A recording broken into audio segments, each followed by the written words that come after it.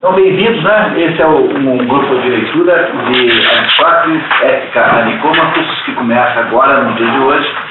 Esse grupo de leitura já existe há 3 anos, mais ou menos, e ele até agora funcionou há uma parte do tempo na ABRH, muitos de vocês já estiveram lá, que é a Associação Brasileira de Recursos Humanos, com quem eu era um dos instrutores da ABRH nesse assunto, né? A ABRH não é mais a ABRH por uma questão de natureza meramente assim, burocrática. A ABRH está pensando em está interessada mais em cursos de natureza de recursos humanos, operacionais, cargos de trabalho, tem essas coisas. Então a gente não coube mais lá no método da ABRH e mudamos para cá. Esse aqui é o nosso local de trabalho nos próximos 10 noites, né, nos 10 segundas-feiras que nós encontraremos. É um lugar muito simpático, podem ter reparado, né, de certo modo é mais confortável do que as instalações anteriores. Nós temos aí ar-condicionado, caso fique muito quente, e então terá o inconveniente do barulho, mas até agora parece que não está sendo necessário hoje, né? Se alguém achar que está quente demais, é só reclamar que a gente liga. Os nossos anfitriões aqui são a Célia. Célia, quer vir aqui um minutinho, por favor? Para apresentar vocês aqui, a Célia e o marido dela, que é o Rolf, são os nossos anfitriões aqui nesse centro, né, de estudos e de cursos. Ela fica aqui de noite, de modo geral, né, Célia? O Rolf, né? Qualquer coisa que vocês precisem da casa, por favor, né? Tenho pedido a Célia, muito obrigado, Célia, tá, pela hospitalidade. Há um estacionamento aqui no fundo. A ideia, né, Célia, é que as pessoas estacionem o carro assim, paralelamente, perpendicularmente à parede, para poder caber os prováveis 20 carros que nós vamos ter toda vez aqui. Se tiver um pouquinho engarrafado, não tem importância, todo mundo vai embora na mesma hora, né? Também tem essa vantagem, né? O que mais, Célia, quem deve saber sobre a casa aqui? Um banheiro, então, ao final do corredor, aqui tem uma rádio, e qualquer coisa, sempre que mais questão. Pode fazer festa aqui assim, carnaval, tá? Tá certo, então, não será o caso, não será o caso.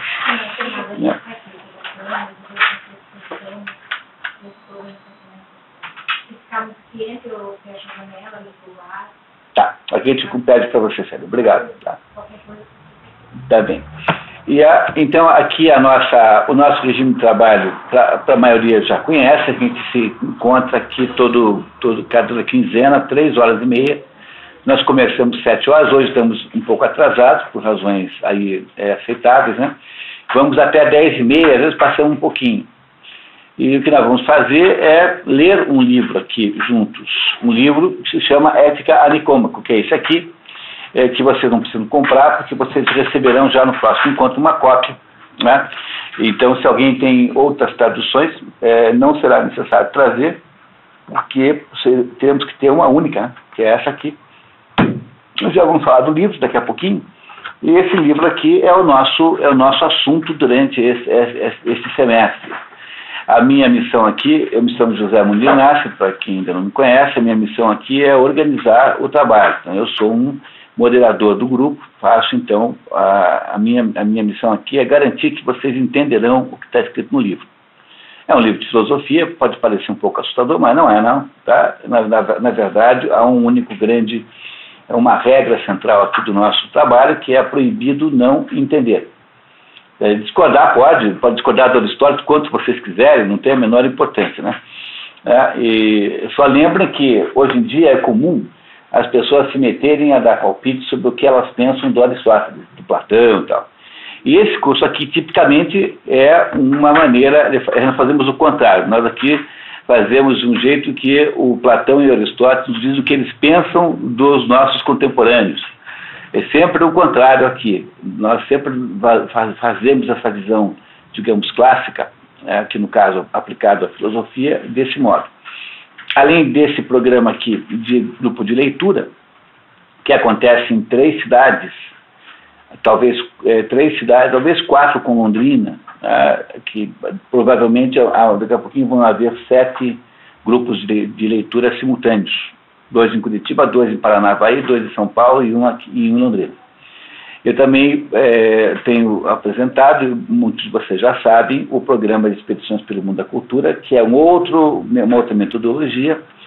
A última sessão foi sábado passado, em que nós passamos a tarde de sábado tentando entender o livro 1984 de George Orwell. Então, esse programa de Expedições ao Mundo da Cultura é outro programa. A gente, num sábado, mergulha num livro só naquele sábado, com base num resumo da obra.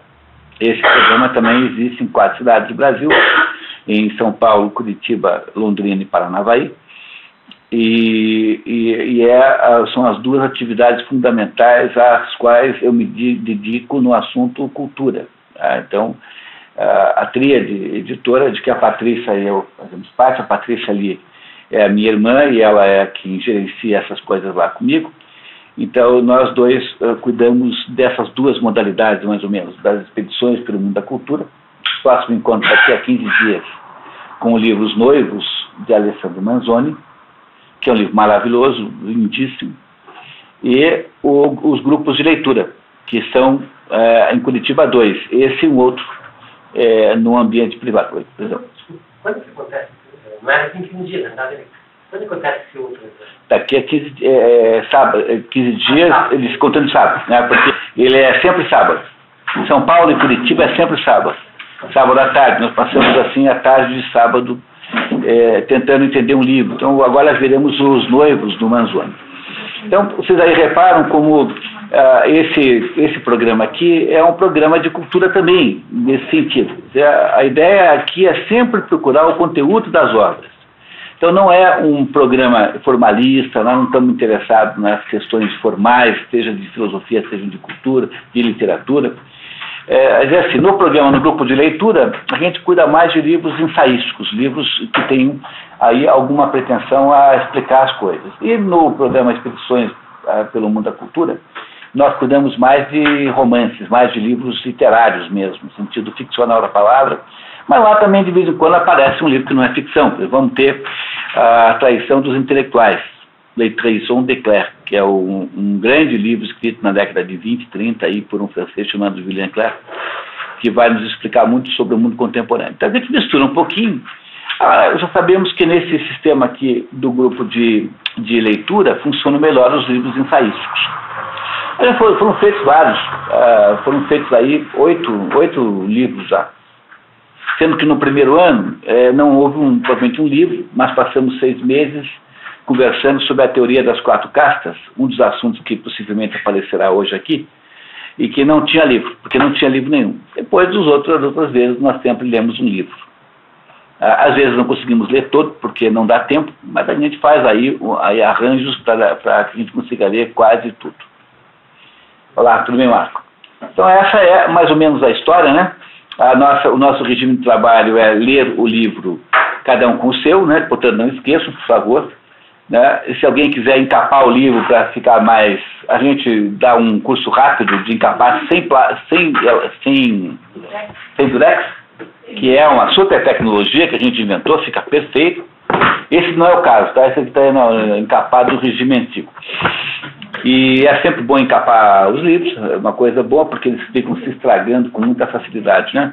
E a gente para sempre aí por 9 horas e dá uma respirada, sempre tem aí um lanchinho, temos ali fora um garrafão de água, temos água aqui dentro também, enfim, a gente tem café, aí vocês mais ou menos vão se servindo também. Se alguém quiser levantar no meio e lá servir também pode, não tem problema nenhum, por favor, não se acanhe. E lembrar que pode botar os carros aqui dentro, sem problema nenhum. O portão fica fechado uma parte do tempo, é bem seguro. E a gente, então, tendo dito isso, podíamos imaginar de começar, né? Assim que nós soubermos a quantidade exata de pessoas que ficarão, nós compramos os livros, compramos em nosso atacado. Então vamos imaginar o final do dia de hoje para ter essa ideia. Tá certo? Algum problema? Será que valeria a pena cada um dizer só um pouquinho de si, se o seu nome, mais ou menos, algum dado biográfico? Porque há pessoas novas, embora muitos de vocês já se conheçam, pode ser o seu nome e algum dado biográfico para todo mundo ter uma ideia de quem você é. Você gostaria de começar, Dulce, por favor? Meu nome é Dulce. Eu, ano passado, participei das expedições em Londrina e para mim é uma alegria estar aqui, porque estou mudando de Londrina para Curitiba. Então é uma coisa que eu estou trazendo, que eu vivi lá e estou tendo essa oportunidade de viver aqui também, né? Então estou começando em Curitiba com isso que eu fazia lá em Londrina, né? Sou pedagoga, mas já trabalho há quase 40 anos, né? Agora não sei ainda o que eu vou fazer, estou meio perdida. E vim para Londrina porque eu tenho 3 filhos e eles já estão aqui há muito tempo. E agora eu não tenho mais desculpa para ficar lá, né? Então fui intimada. Tá certo, Dulce. Muito bem. Meu nome é Luiz, eu sou formado em administração em uma distribuidora de artigos de papelaria e já estamos no 4º livro. 4 livros já? Bom, beleza. E faço também os de petições que eu vou na cultura no sábado. Bom, meu nome é Guilherme e eu sou estudante de economia na Federal. Eu sou a Andréa, eu sou segundo professor da parte da leitura de livros.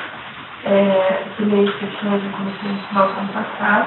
Eu tomei contato com o grupo através da pós-graduação, fiz uma bolsa da UNC. E estou gostando bastante de continuar com a professora. E hoje estou com 2 desenhos aqui no Meu nome é Jorge, tive a oportunidade de ler a política, mas fazendo a segunda parte, que é a ética. Meu nome é Marco Aurélio, da mesma forma, eu cuidado de ler a política, mas tenho muita utilidade. Também participo lá frequentemente da expedição de cultura também. Bem. Boa noite, meu nome é Roseli, trabalho em indústria química, fiz letras e trabalho em indústria química, sistema de letras, mas eu retomei assim, essa parte, né, que eu sempre gostei, né, teve a vida que você tem que estar com a profissão mesmo. Mas agora eu estou nessa expedição há 2 anos. Né, quase desde o começo. Você foi na primeira, não foi? E eu tenho tive a oportunidade de saber aí esse tipo de leitura e adorei Aristóteles, né? E agora, segundo, depois, o que ele vai inventar. Muito bem. O que você vai, depois desse aqui? A ideia do segundo semestre é pegar um livro inacreditavelmente importante, chamado Trivium, que é um livro editado, está sendo agora editado pela primeira vez no Brasil, é um livro de uma freira americana chamada Sister Miriam Joseph. E ela explica o Trivium são o conjunto das 3 artes da palavra que se ensinava na Idade Média, que é a retórica, né, como falar, a gramática, quer dizer, como falar corretamente, e a lógica, quer dizer, como falar com um sentido. E essa obra Trivium, eu estou fazendo o prefácio. Estou prefaciando para sair editado agora, daqui talvez uns 2, 3 meses, aí talvez seja o Trivium, mas isso a gente decide depois, não tem pressa nenhuma. Podemos pegar no segundo semestre outra obra do Aristóteles também, mas com essa aqui nós encerramos, digamos, a filosofia moral de Aristóteles. Já teremos feito um progresso assim, dentro da corpo aristotélico, né, do corpus aristotélico. Então, o segundo semestre a gente vê. Né? Mas o que eu quero explicar para as pessoas que estão chegando hoje, e essa expedição e essa leitura, assim, acrescenta muito na vida da gente. a gente muda, né? E muda para melhor, né? Hoje eu tenho uma visão, é cultura. Não, muito bem, E Rossi. vamos lá. Então, Tá. Eu participei em 2006 da questão, em 2007 fiquei atrapalhada com todos os sábados, estava fora de Curitiba, lá no período algum, né? E eu queria poder voltar agora, em 2007, já estou com a agenda mais tranquila. Eu sou formada em administração, trabalho com desenvolvimento humano, trabalho com esse comportamento, desenvolvimento de gestores, de toda a parte de treinamento que envolve o comportamento humano. E eu faço das palavras da Rose e as minhas, né? A gente poder participar de um momento onde a gente para entender como é que as coisas acontecem, por que acontecem, né? E isso é tudo, porque senão não faz sentido. As coisas são muito doidas. Se nós não tivermos um jeito de entender, a gente fica muito mal, né? E quando se trabalha com a educação, precisa de saber por que as coisas acontecem, né? E qual é o nosso papel como educadores, não só ensinar, mas... Isso aqui é, de fato, o que a gente chamaria de educação no sentido estrito da palavra. É aquela possibilidade de dar ao ser humano a possibilidade de refletir sobre o seu dedo, ele como ser violino, saber que ele pode ter vivido nesse mundo também. Por isso que a gente está gostando aqui. Muito bem, obrigado, Carmen, bem-vindo. Sandra. Eu também sou formada na área humanística, mas trabalho na área de marketing, uma coisa totalmente diferente. Mas também sou apaixonada pelo que eu faço, na área de marketing. Me encontrei. E é a primeira vez que eu estou aqui participando do grupo, da mesma forma, o pensar diferente. Isso me atrai. E fui convidado pela FOCO, então, para participar, e eu espero também trocar experiências e, com certeza, vai ser muito válido para perceber. Tudo bem, bem-vinda, Sandra. Tá. Meu nome é Bruno, eu sou formado em Economia pela Federal também. Trabalho com projetos de desenvolvimento de novos negócios, desde que eu saí da faculdade, desde que eu atualmente, um projeto despontou, que a gente busca sempre estar trabalhando com inovação e lançou um portal de compra coletiva para pessoa física, né, o Compra Trade. E o motivo de estar aqui foi o convite do Rodrigo, a gente já vem desde a faculdade trabalhando junto, e eu sempre busco na mitologia, na filosofia, caminhos na literatura, caminhos para os negócios. Então, eu fiz realmente para abrir a cabeça, conversando com pessoas. Muito bem, Bruno. Meu nome é André, eu sou administrador, trabalho com Bruno no Compra Trade, conheço o Rodrigo também, no convite dele. Também tive a oportunidade de ver alguns encontros dos palestras sobre bebidas para ficar, isso já faz algum tempo. E enquanto hoje temos a oportunidade de estar de novo aqui, para estar estudando um pouco mais, fazer coisas. Eu participar de novo, tendo agora um pouco mais de oportunidade, mais tempo para isso, começou a ter um pouco mais de tempo para estudar de novo, né? Sempre trabalhando, desenvolvendo projetos, agora a gente voltou a... Parar para estudar um pouquinho. Muito bem, então, André. Seja bem-vindo. Eu sou o Rodrigo, eu também sou formado em administração, e na época da empresa Júnior, que a gente conheceu o Munir ainda, em 2001, 2003, eu participei de um curso que era o Munir e o Olavo, que chama Profissional para Contemporânea. E desde lá, foi muito importante, assim, como fonte de conteúdo e conhecimento para a vida mesmo, e para guiar um pouco o que está fazendo. Então, eu trabalho na Aliança Empreendedora, que é uma organização de geração de renda, de apoio a empreendedores com várias comunidades. Desde que o Bruno Condrelli, desde a época do Júnior, trabalha, conversa, faz bastante coisa. Então, e os cursos do Munir, além do curso, né, também dá um impacto bem grande no salário, com a quantidade de livros que ele vai indicando, então São consumidores de renda disponível, tá certo. Tá bem. Eu tenho formação em Direito e Informática, e agora estou voltando para olha, estão slides da área de filosofia. O calor lá. Ah, na Federal? Oi? Iniciando? É. E estou aqui também como calor, né? Acabei sabendo. Que bom. Só pelo Tarcísio, né? E aqui hoje. Tarcísio teve um problema e não pôde vir. Talvez venha daqui a 15 dias, né? Tá, muito bem. Ó, tá, muito bem. Não, o Luiz tem feito alguns cursos no meio de leituras, que iniciando o 5º curso de leitura e tem participado das expedições de leitura. Sempre, além de ser prazeroso, tem realmente aumentado a visão do mundo cultural. Eu tenho colocado na minha agenda aí as participações dos eventos. Muito bem, Rubens. Meu nome é Aglair. Também venho participando do curso de leitura, esse é um tipo livro. O Estado já ficou como difícil para mim. Ajuda bastante também. Também vale muito a pena estar aqui. E vamos ter mais um livro aí. Muito bem, Cleito, bem-vindo.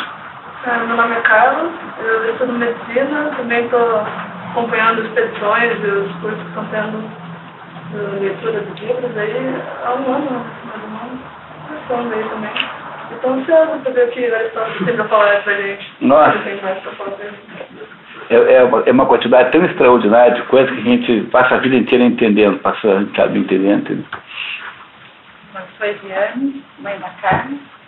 Prazer ser mãe da Carmen. Tem mais um filho, Diego, que está quase convencido a vir, mais um pouquinho ele vem. Nós já estamos no quarto livro já, né? Fiz só o primeiro, né? Eu participo também no sábado. Sou formada em psicologia, trabalho na área de recursos humanos, mais especificamente treinamento e desenvolvimento. Trabalho no RH compartilhado, né? Pela Fiesp, atendendo a SESI, Senai, e a própria Fiesp. Muito bem. Muito bem. Só uma palavrinha só sobre você. Sou o Juliano Tabaco, trabalho no Volvo, fiquei sabendo esse curso para ver a pessoa na Volvo lá. Minha formação é de mecânica, mas eu trabalho fazendo mais com pessoas do que com a formação. Que com caminhão. Técnica, né? Exatamente. Mas é certo. Então eu participei daquele Como Ler um Livro ano passado, né? Certo. Daí eu gostei bastante e acredito muito na cultura, assim, para aumentar o nível de entendimento de umas coisas mais complexas. Muito bem. Então, estamos aí apresentados. O nosso regime de trabalho aqui é completamente informal. Eu tenho como regra geral jamais utilizar qualquer espécie de instrumento audiovisual, porque eu sempre achei que aula é uma navegação em alto mar, assim, que você veleja com o vento. Eu tenho horror a essas coisas. Acho assim que a primeira coisa que acontece é que todo mundo pensa que você copiou a aula de um livro, mais ou menos assim. Então, o nosso ambiente aqui de aula é completamente adulto. Então, não há nenhuma infantilização de ninguém nunca, não há desenhos do Charlie Brown, nem do Snoopy fazendo piadas, aquelas coisas assim. E a ideia é poder conversar sobre um assunto de um livro extraordinário, porque o que há de inacreditável para começar nessa história toda é que um povo de ilhas, né, um povo que se distribuía por ilhas há 2.400, 500 anos, há um pouco mais de tempo, né, mas Aristóteles morreu em 399, então há 2.500 anos mais ou menos, um grupo de pessoas de ilhas muito pequenas conseguiu produzir um conjunto de conhecimentos tão extraordinário que acabou gerando metade do mundo que nós temos hoje, porque se você fosse mais ou menos tentar imaginar qual é a estrutura de formação do mundo atual, ele é metade cristão, metade é o cristianismo, estou falando do Ocidente, né? Ocidente, né? Metade do Ocidente é cristão e a outra metade é grego. Então essas são as duas grandes influências culturais que o mundo teve. Existe um famosíssimo livro chamado Paideia, que é um livro escrito por um alemão, Werner Jäger, que faz toda a avaliação disso, que mostra como foi que os gregos criaram, formataram o homem grego, portanto, formataram o homem ocidental por meio de educação. Paideia significa a educação. Esse paidos aí é mesmo paidos de pedagogia, né? É mesmo paidologia, né? É a mesma origem. Então, a coisa que nós temos que começar aqui a imaginar é que há uma assombrosa realidade por trás disso. Né? Como foi possível que até hoje, né, nós estejamos aqui falando disso como se fosse uma coisa. Vocês repararão que esse negócio assim é de uma frescura no sentido assim de jovialidade extraordinária. Assim.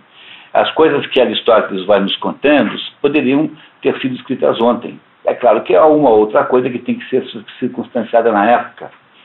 Então, é um milagre. A primeira coisa que a gente diga é que estamos partindo aqui de um milagre, um verdadeiro milagre, que foi a filosofia dita clássica grega, e de que era preciso fazer alguma cronologia. Alguns de vocês já sabem muitas dessas coisas que eu estou dizendo, mas eu não posso começar sem fazer um pouco de recuperação da época, né? Uma das mais importantes atitudes de quem está estudando alguma coisa é sempre procurar entender as coisas cronologicamente. Isso não é para você ficar muito fã de cronologias em si, não, porque as cronologias às vezes são um pouco enganosas. Elas tendem a fazer você raciocinar positivistamente, assim, apenas pela aparência, né? Mas o problema central é que as pessoas não têm muita ideia do que veio antes. Por exemplo, a coisa mais comum do mundo é o sujeito achar que São Agostinho e São Tomás discutiam filosofia um com o outro. Um defendia Platão e outro defendia Aristóteles. E esses dois aí viveram com 800 anos de diferença. Como a gente pensa que tudo que veio antes, não é a mesma coisa, então a gente não tem... É difícil você chegar a compreender que há uma sequência de fatos históricos. Né? Por exemplo, você pega a escola. Quando foi que inventaram o conceito de escola? Foi o sujeito chamado Comênios que inventou isso no século XVII, XVI, XVII, por aí. Comênios acho que é de 1792. Ou é 1692, um dos dois. É por aí, tá? E o Comênios foi o primeiro sujeito no mundo que apareceu com a ideia de que tinha que ter um negócio chamado escola, que era um negócio para o qual todos iriam. Até então, essa era uma ideia completamente impensável no mundo antigo.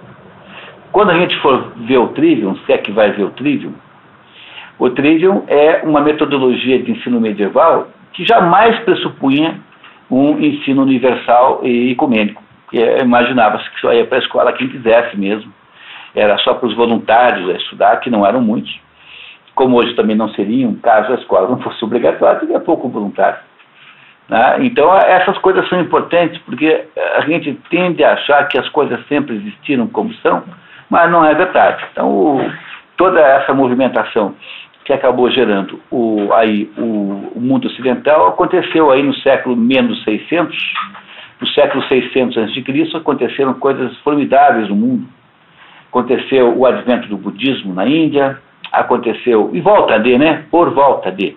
Não é no ano 600, mas por volta de, aconteceu o cativeiro lá da Babilônia, aconteceu o início da filosofia grega, da filosofia pré-socrática. Tales de Mileto é o mais antigo pré-socrático, portanto, é o primeiro nome filosófico na Grécia, menos 600. Aconteceu nesse mesmo ano também, menos 600, aconteceu aí o início mais ou menos de Roma. Aí, em volta do ano 600 a.C., há uma quantidade incrível de fatos históricos que não se explica muito bem, ninguém sabe por quê. E a explicação romântica disso é que a primavera nunca vem para um jardim só.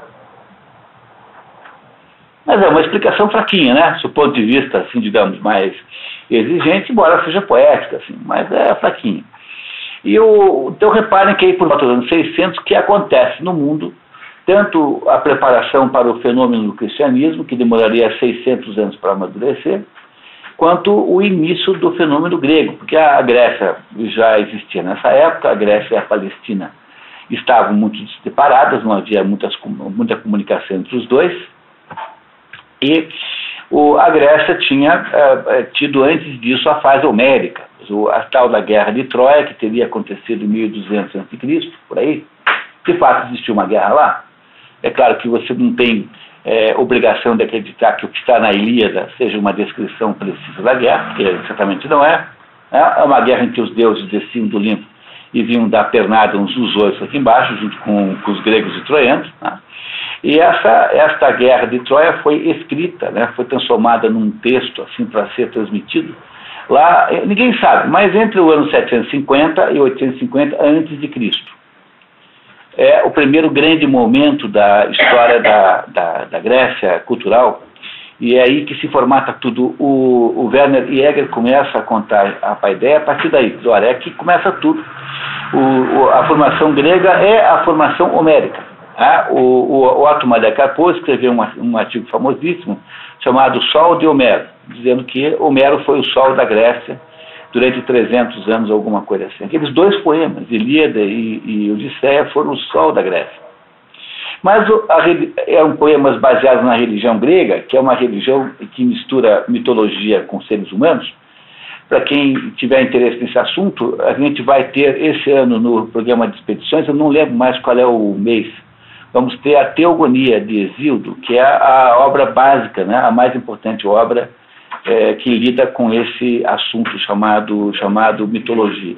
Júlio, tá? Então, em julho vamos ter. Aliás, nós ainda não temos, infelizmente, aí o folheto, mas aí no próximo encontro, em 15 dias, nós damos para vocês o folheto das expedições, para vocês terem isso fácil dentro da agenda. Assim.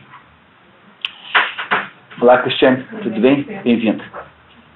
Você tem algum material que vai entregar para a gente? Eu não estou papel achando que eu ia receber o livro hoje ou algum material. Nós vamos, tem umas folhas sim. Você acha que temos folhas brancas, Patrícia? Tem alguma coisa também, se você precisar, tá?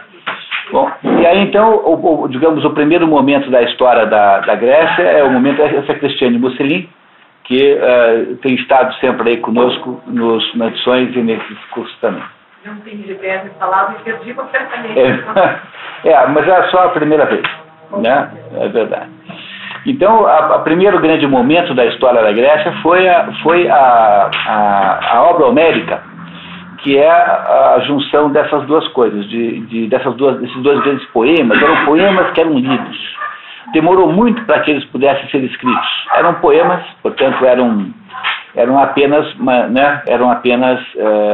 poesia popular mesmo, né? Nunca foram um texto narrativo no sentido moderno da palavra. E essas duas obras, então, na medida em que foi ficando fraca a religião grega, em que os deuses mais ou menos foram sendo, engraçado, né, em todas as tradições, todos os ciclos heróicos humanos, você tem lá, em um determinado momento, o crepúsculo dos deuses. Então, a última peça lá do Wagner chama-se Götterdämmerung, que é o crepúsculo dos deuses, que é a ideia de que, em um dado momento, os homens largam os deuses e ficam sozinhos desse mundo. Como nós hoje estamos, né? Nós não temos mais deuses que nos orientam. Ninguém acredita nisso mais, ninguém tem essa ideia mais. Devia ter, mas não tem na prática. Então, o que foi acontecendo na Grécia é que na hora em que a religião grega fica fraca, né? Na hora que ela enfraquece, ela é substituída pelo teatro grego. O teatro grego, sobretudo o teatro trágico, que eu sempre digo que dá para ler inteiro em um ano de dedicação, porque são só 33 peças. E são todas peças muito rápidas, você lê assim meia hora, 40 minutos cada uma, talvez uma hora, com muita atenção. Então qualquer pessoa poderia ler todo o teatro grego, assim, se pegasse um domingo por mês para ler. Todo o teatro grego está traduzido em português, e uma boa parte por um grande tradutor, Mário da Gama Cury, que, aliás, o mesmo tradutor do livro das edições brasileiras da Ética Nicômacos. E o teatro grego mais ou menos assumiu o papel de educação e civilização que antes os poemas homéricos tinham. Eles foram inventados nos poemas homéricos. É a Ilíada que gera a tragédia e é a Odisseia quem gera a comédia. Então, a origem de todo o teatro grego está na obra homérica. Mas o teatro grego também é uma dessas coincidências incríveis. Então, veja, os três grandes dramaturgos gregos, que são Ésquilo, Sófocles e Eurípides, nessa ordem de nascimento, eles conviveram uns com os outros, eles tomaram café juntos, ou tomaram vinho, né, juntos lá na Grécia, e depois, quando eles morrem, dois morrem no mesmo ano, o teatro perde a vitalidade e a cultura grega fica meio que numa espécie de vácuo cultural. E aí espera-se um pouquinho mais para frente e vem a filosofia grega, que assume esse papel e passa a ser o processo de evolução cultural do mundo grego. Nessa época ainda, nós ainda estamos falando apenas do mundo grego. Não há nenhuma expansão, quer dizer, não há nenhuma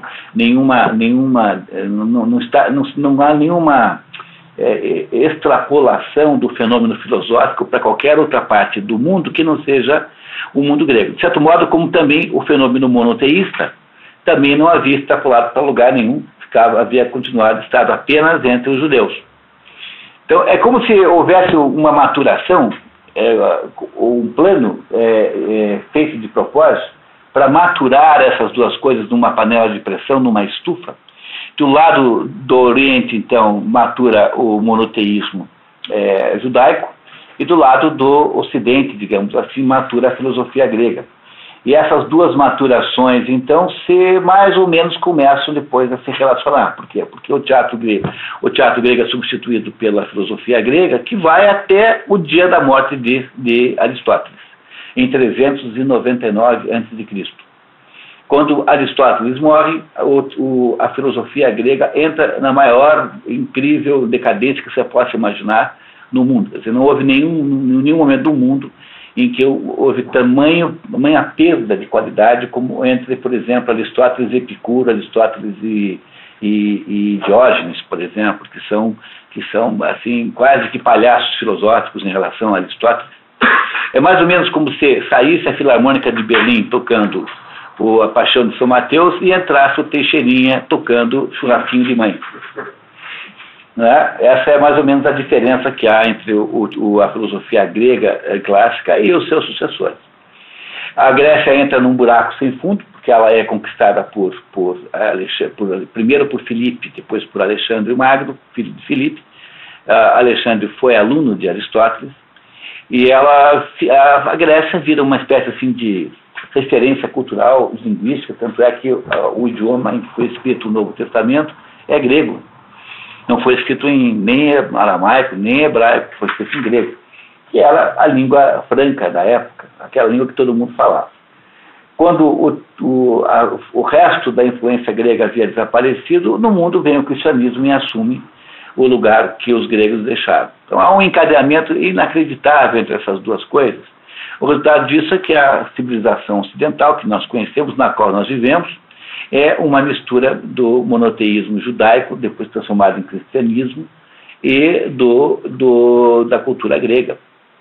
Essa é a essência da nossa cultura. Nós usamos expressões que foram inventadas por Aristóteles o tempo todo. O tempo todo nós estamos falando grego e não sabemos. Muitos dos conceitos que nós falamos são assim. Então, a importância de Aristóteles é extraordinária, porque ele é o ápice da filosofia grega que veio de Sócrates. Sócrates o antecedeu. Ele não conheceu Aristóteles, porque há uma diferença aí de uns 12, 13, 14 anos entre os dois. Então, o Aristóteles nasce um pouco mais de uma dezena de anos depois que Sócrates morre. Sócrates morre eu disse em 399 morre Sócrates. Aristóteles morre em 322. Então, em 399 morre Aristóteles, morre Sócrates. Sócrates não deixou nenhuma obra, mas o que se sabe fundamentalmente de Sócrates sabe-se pelos seus alunos, sobretudo Platão, um pouco por Xenofonte também, mas Platão é a maior fonte porque em todos menos um, em todos os diálogos socráticos menos um diálogo, quem conduz a conversa do diálogo sempre é Sócrates. Aos poucos, na medida em que você lê Platão, você vai aprendendo a distinguir se aquele Sócrates é o Sócrates de verdade ou se é o Platão disfarçado de Sócrates. Então isso só se aprende com um pouco de experiência, sobretudo quando você começa a perceber a cronologia dos diálogos platônicos. E Platão escreveu obras em forma de diálogo apenas. Então o modo como Platão escrevia a obra é colocar 10 pessoas para conversar, Sócrates sempre como o condutor da conversa, e debater um tema qualquer, como a amizade, como a prudência, como a riqueza, enfim, o que for. Né? E aí todos os diálogos de Platão foram conservados. É uma grande coisa. Não há sobre Platão problemas de sobrevivência da obra. Toda a obra platônica veio ao mundo moderno, toda, sem exceção. tem é um outro diálogo que se acredita que não seja dele, mas todos os que estão aí, não há nenhum diálogo perdido de Platão. Essa que é a verdade. Como é que se sabe isso? É porque, como Platão foi muito comentado, teria de ter alguém dizendo assim, o diálogo tal. Como nunca há nenhuma menção a um diálogo de Platão que não se conheça, é razoável você supor que a obra platônica está completamente conservada. Sócrates, que foi professor de Platão, não escreveu nenhuma linha. Não escreveu porque não queria, porque não era do seu regime. O Sócrates era um sujeito que ficava na praça debatendo com os cidadãos, com os transeuntes, com os populares, digamos assim. E a grande contribuição de Sócrates à filosofia foi a invenção da dialética. A dialética é a linguagem filosófica por excelência. Quer dizer, é a técnica que permite que você possa debater qualquer assunto, mesmo que você não o entenda. Quer dizer, é uma técnica de discussão em que alguém faz uma proposição e é possível contestar essa proposição para saber o que é que nasce dessa contestação. Isso é essencialmente dialético, né? Ela é uma premissa que é contraposta a uma resistência, essa premissa, que gera, por sua vez, uma espécie de síntese dessa primeira premissa. Portanto, o filósofo consegue conversar sobre qualquer assunto, mesmo que ele não entenda patavinas daquele assunto, porque ele não está, pelo método dialético, ele não está querendo dar lições sobre os conteúdos, mas ele faz apenas as perguntas certas. Por isso é que o método de Sócrates também é chamado de maêutico, porque a mãe dele era parteira, e maêutico significa parir em muitas crianças em grego. E ele, então, o método socrático era um método que obrigava o próprio interlocutor a descobrir as respostas certas. Essa foi a contribuição de Sócrates. Ele inventou a filosofia. É por isso que todo mundo que vem antes de Sócrates é chamado de pré-socrático. Então, de 600, Tales e Mileto, até Sócrates, aí uma vintena de filósofos que são chamados de filósofos pré-socráticos ou filósofos naturalistas. Por que naturalistas? Porque eles se dedicavam a entender a natureza. Natureza, para um grego, é uma palavra muito importante. Em grego, natureza é physis. Então, o que é natureza? Natureza é tudo aquilo que está em volta de você, que de alguma maneira ou outra sofre mudanças. Isso é natureza para um grego. Então, como todo mundo queria entender como é que era o mundo, então esses filósofos anteriores a Sócrates são todos naturalistas ou pré-socráticos. Quem inaugura a filosofia propriamente dita, com metodologia de investigação do mundo, é Sócrates, que ensina uma porção de gente, entre eles Platão, que era filho de um sujeito rico, era um sujeito da dinastia militar grega, ele era parente de Péricles. Então era um jovem que tinha todo o potencial de ser um grande governante, um grande general, um governante em si. E o Platão abandona qualquer pretensão a uma existência, digamos, dinástica, né, para ser filósofo. Depois da morte de Sócrates, com muito medo do que aconteceu, vocês sabem que Sócrates foi alvo de uma injustiça, de um erro judiciário muito grande, que ele deixou acontecer por várias razões. Ele foi morto em 399 a.C., tomando um cálice de cicuta, acusado e condenado de ter desprezado os deuses da cidade e ter ensinado a juventude a fazer o mesmo. A acusação de que ele foi impiedoso, o nome técnico disso no direito grego é impiedade, de que ele desprezou os deuses da cidade, é uma acusação gravíssima, porque os gregos não têm a noção de patriotismo que nós temos aqui. Para os gregos, o que havia era uma devoção a um dos deuses. Então, os deuses da cidade são aqueles deuses escolhidos, em que você faz lá um templo. Então tem cidade que escolhe Apolo, tem cidade que escolhe Afrodite, tem cidade que escolhe Éfeso, enfim. Tem lá um templo e a cidade toda rende, então, um culto a esse Deus. Desprezar os deuses da cidade é uma coisa gravíssima, porque esse grego pré-socrático, quer dizer, o grego antes da filosofia, é um ser que não tem, em princípio, uma autonomia de pensamento. O que é preciso entender, para entender tudo que nós vamos ver daqui para frente, para entender o mundo grego, é que a mitologia grega produziu uma unificação tão extraordinária das pessoas, porque percebo que eram lugares muito pequenos. O que era uma cidade-estado grega? Polis. Isso é uma polis. É um lugarzinho com 5, 10 mil habitantes, onde tem lá um rei. Aqueles 100 generais que vão para Troia tentar resgatar a Helena, que havia sido supostamente roubada por um dos filhos do rei de Troia, chamado Pádice. Aqueles 100 generais eram todos reis, cada um de um lugarzinho desse. Então eram pequenas cidades em que havia lá um reizinho lá que mandava naquilo.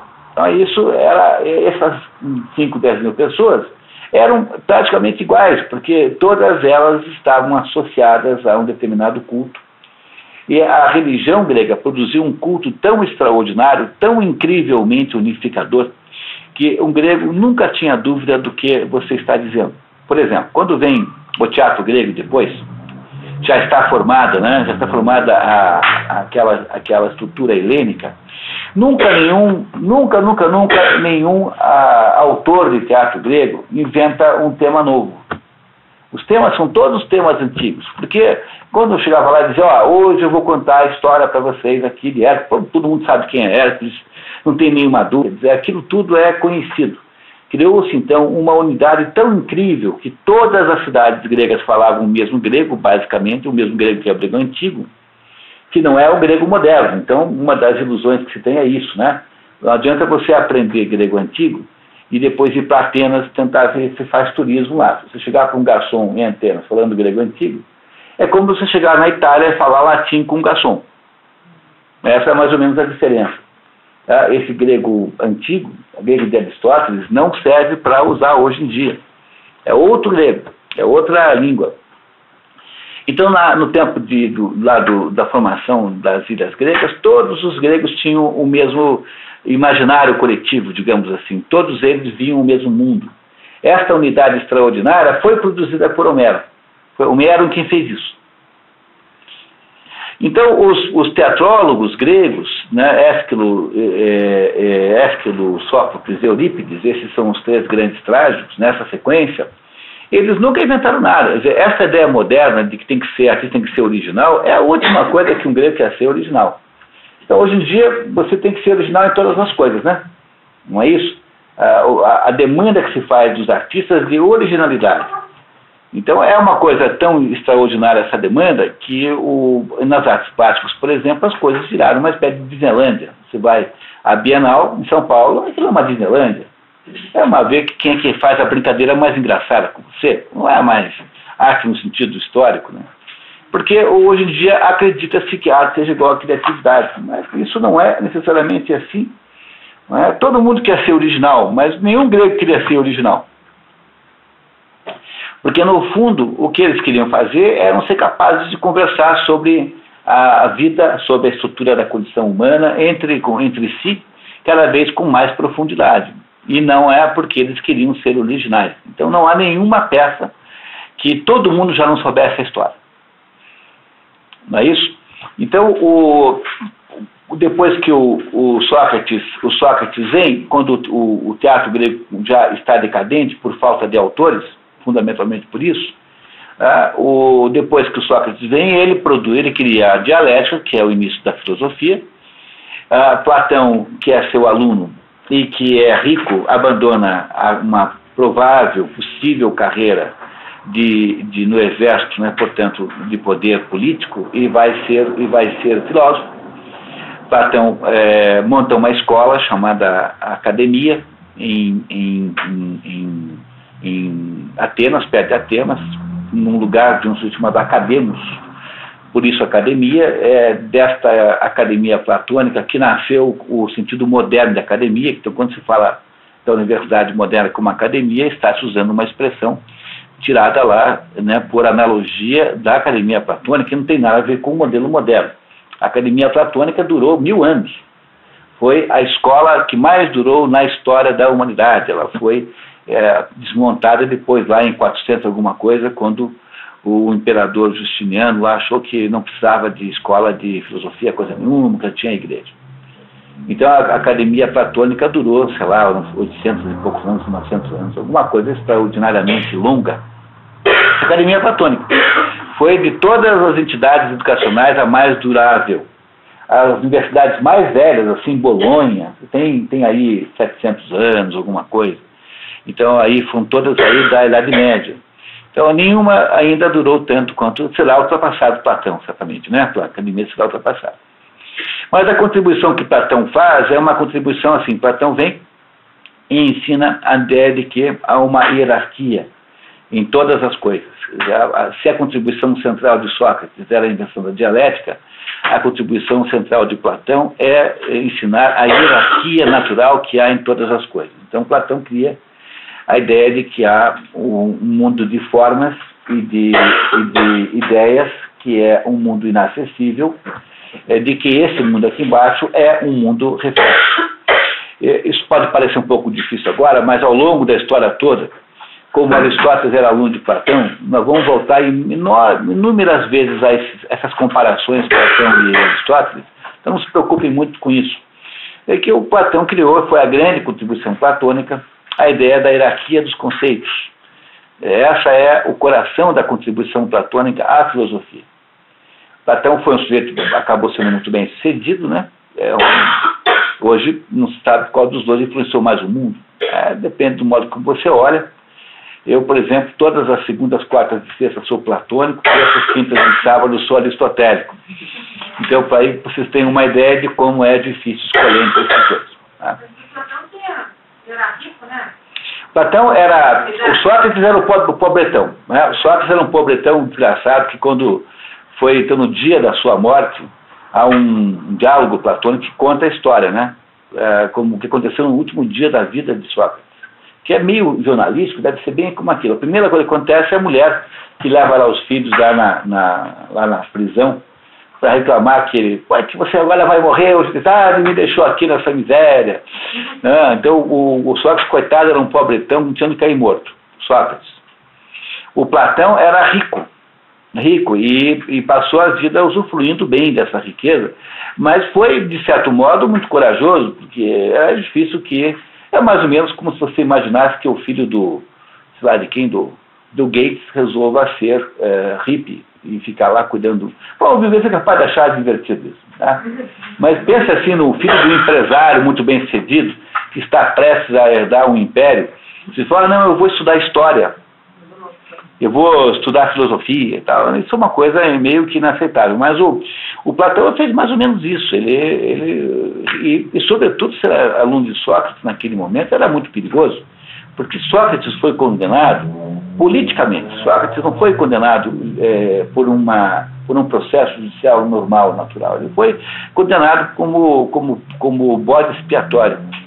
É o conceito do bode expiatório do René Girard, que há um filósofo francês que mora nos Estados Unidos, chamado René Girard, que tem uma teoria maravilhosa sobre a ideia do bode expiatório, que a humanidade fica com raiva de uma certa situação em que ela inveja.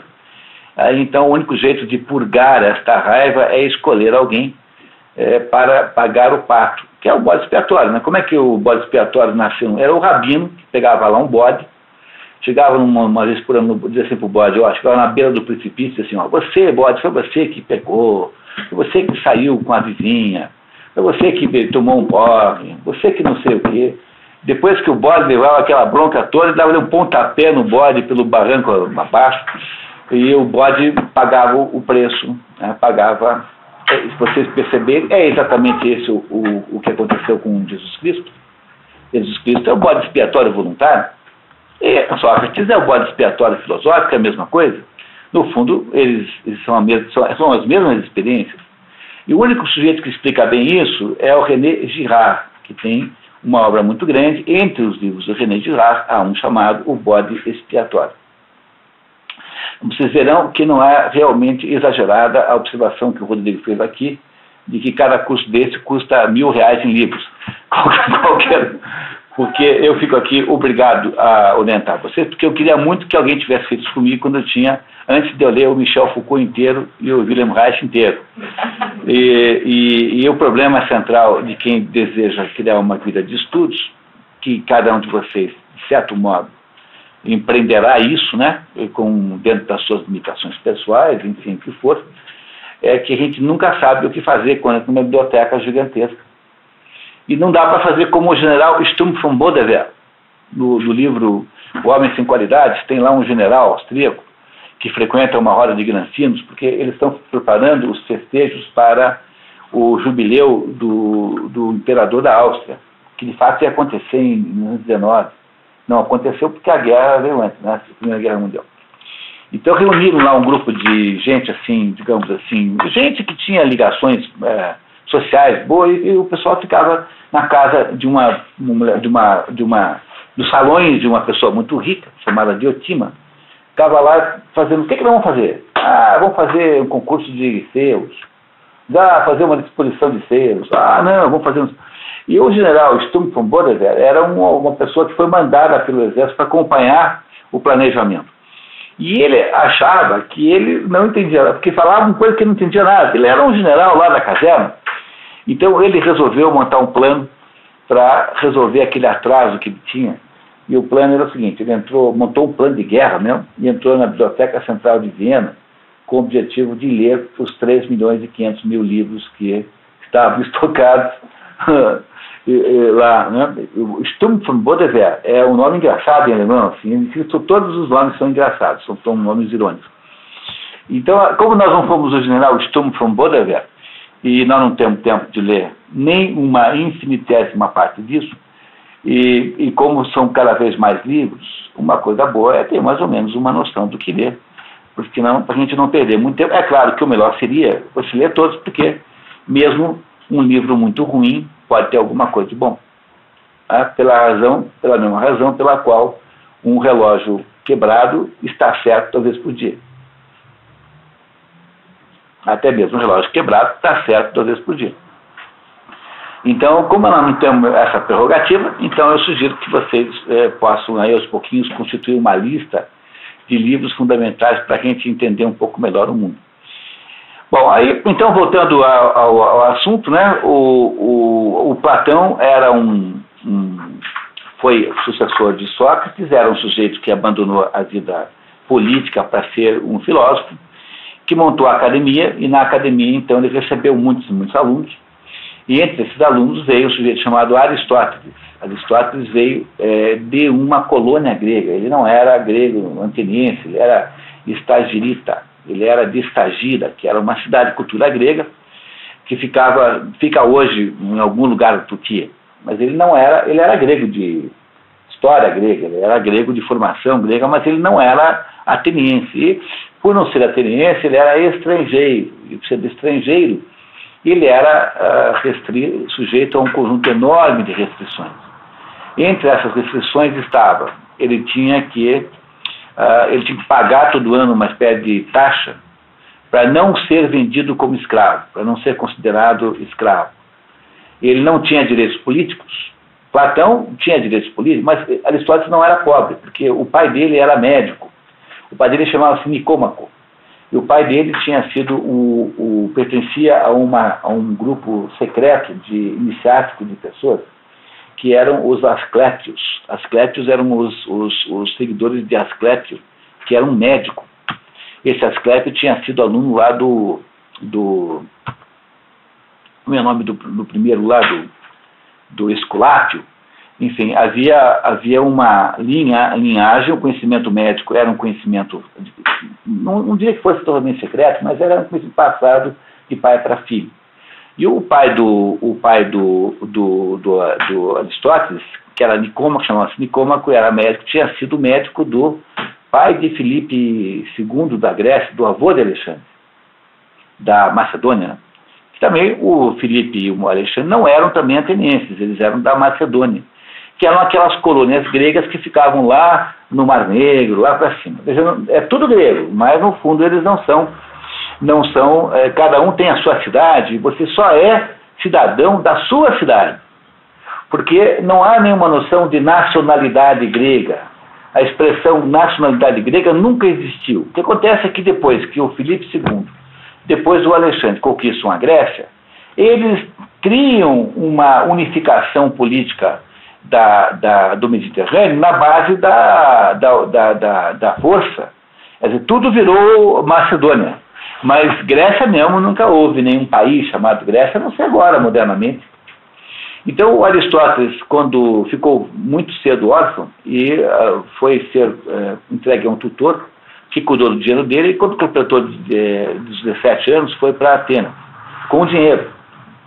Para Atenas com dinheiro, e não só ele tinha o dinheiro com o qual ele fundou uma escola chamada Liceu, ele primeiro passa 20 anos sendo aluno de Platão. 20 anos Aristóteles é aluno de Platão. Quando Platão está na beira da morte, Platão, então, vai decidir para quem é que ele vai deixar a academia platônica. Não havia ainda o liceu aristotélico. Tá? Havia apenas a academia platônica. E Platão, então, escolhe um sobrinho, Euspésico, que era um sujeito muito inferior a Aristóteles em todos os aspectos. Quer dizer, ele era muito, muito menos que Aristóteles e, pior de tudo, tinha uma tendência a ser matematizante. Quer dizer, achava que Platão tinha essa tendência de achar que você podia exprimir as coisas por formas matemáticas, que é, no fundo, um resquício da formação pitagórica que Platão teve.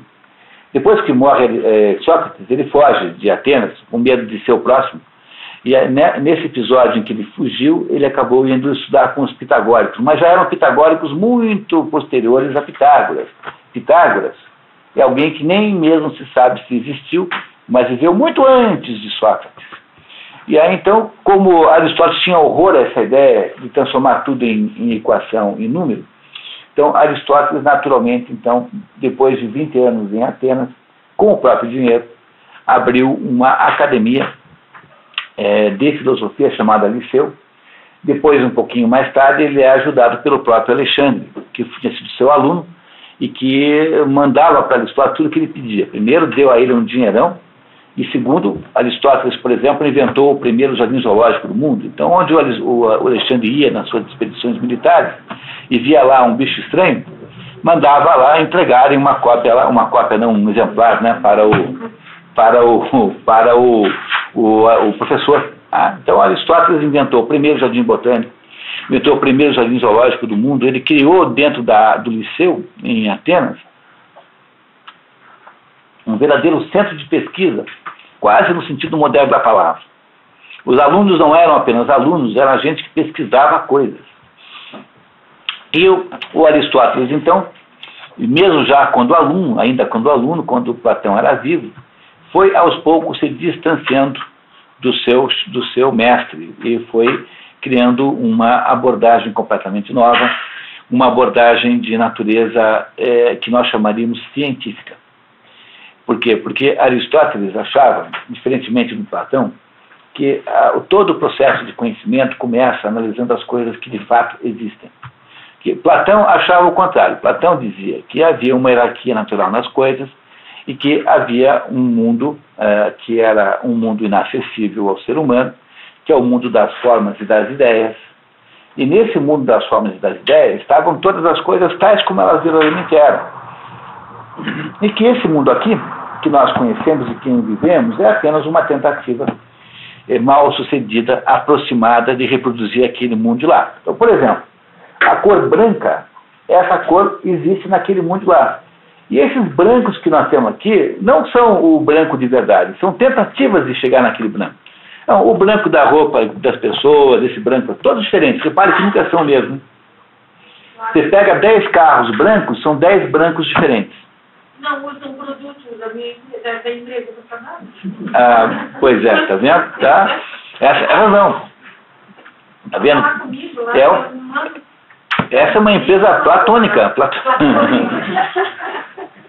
Mas aí vocês veem que para Platão o que existia era uma pálida imagem desse mundo distante, que era um mundo que existia numa outra esfera. E nós todos sabemos como esse mundo é, porque a nossa alma já esteve lá. E um dia ela saiu por aí voando e perdeu as asas, caiu aqui na Terra e viramos nós aqui. Então nós temos sempre uma reminiscência desse mundo. Aristóteles não discordava disso, mas dizia assim, olha, tá bom, então tá. Então, tem um negócio chamado cachorro ideal que vive lá, uma ideia de cachorro que vive lá distante, né? No entanto, dizia Aristóteles, o cachorro ideal não morde. Quem morde são os cachorros reais que existem aqui, né? São os cachorros concretos e reais aqui. É o Jorginho, o Rex, então o que for, tá? Então, o que o Aristóteles dizia é que quando você vai analisar o mundo, você tem que partir das coisas que tem aqui concretas. Então, o método aristotélico acabou sendo o método da ciência. A ciência funciona assim, porque o método aristotélico é assim: bom, eu tenho um problema, então vamos ver em que parte ele se compõe. Todos os pedaços do problema são iguais? Existem famílias de problemas? E foi com base nesse tipo de raciocínio que Aristóteles produziu todas as ciências: física, botânica, biologia, zoologia, a física propriamente dita, a química, tudo que você puder imaginar de ciência moderna foi inventada por Aristóteles, porque foi Aristóteles quem produziu a primeira avaliação, o primeiro recolhimento, a primeira análise, analítico, né? Análise daquilo que se apresentava no mundo. Então, como é que você faz? Tem animais que voam e animais que não voam. Tem animais que põem ovos, outros que têm os seus filhotes já prontos, né? Já saem diretamente. Tem animais que têm espinha vertebral e outros não têm. Tem animais que têm a casca para fora, outros para dentro. Enfim, você vai olhando para as categorias zoológicas, quem inventou tudo isso foi Aristóteles. Tudo que Aristóteles faz na vida, ele faz assim, desta maneira. Ele sempre investiga quais são em que consiste a realidade que eu estou vendo. Se Platão achava o contrário, se para Platão havia aí o que interessava mesmo era aquilo que existia teoricamente num âmbito inacessível, para Aristóteles interessavam as coisas que estavam embaixo. E aí nasceu um possível conflito entre os dois. Há muita gente que os vê como conflituosos.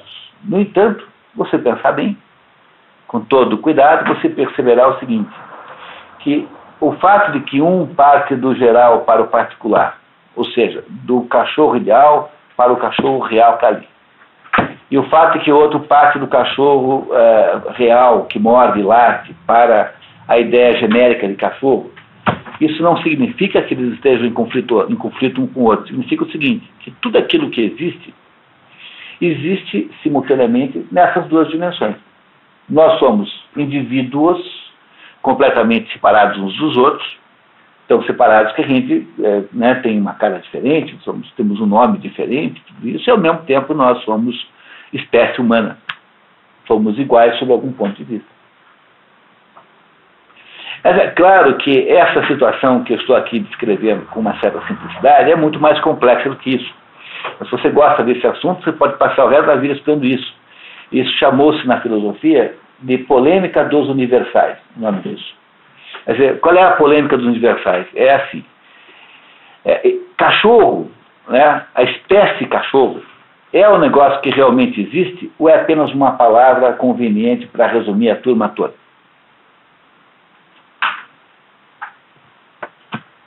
Quem é que sabe resolver? O cachorro realmente existe, né? Individualmente existe, não é isso? No entanto, existe uma espécie genérica chamada cachorro, alguma coisa genérica chamada cachorro? Ou isso é apenas uma palavra? Cuidado na resposta para isso, porque gente muito mais esperta que nós todos aqui passou a vida quebrando a cabeça com isso. Não é nada fácil resolver isso, não tem, na verdade, solução. Porque o que existe é uma tensão natural, quer dizer, aí é uma ambiguidade natural em tudo que existe, porque tudo que existe individualmente, senão nós não saberíamos que ela existe.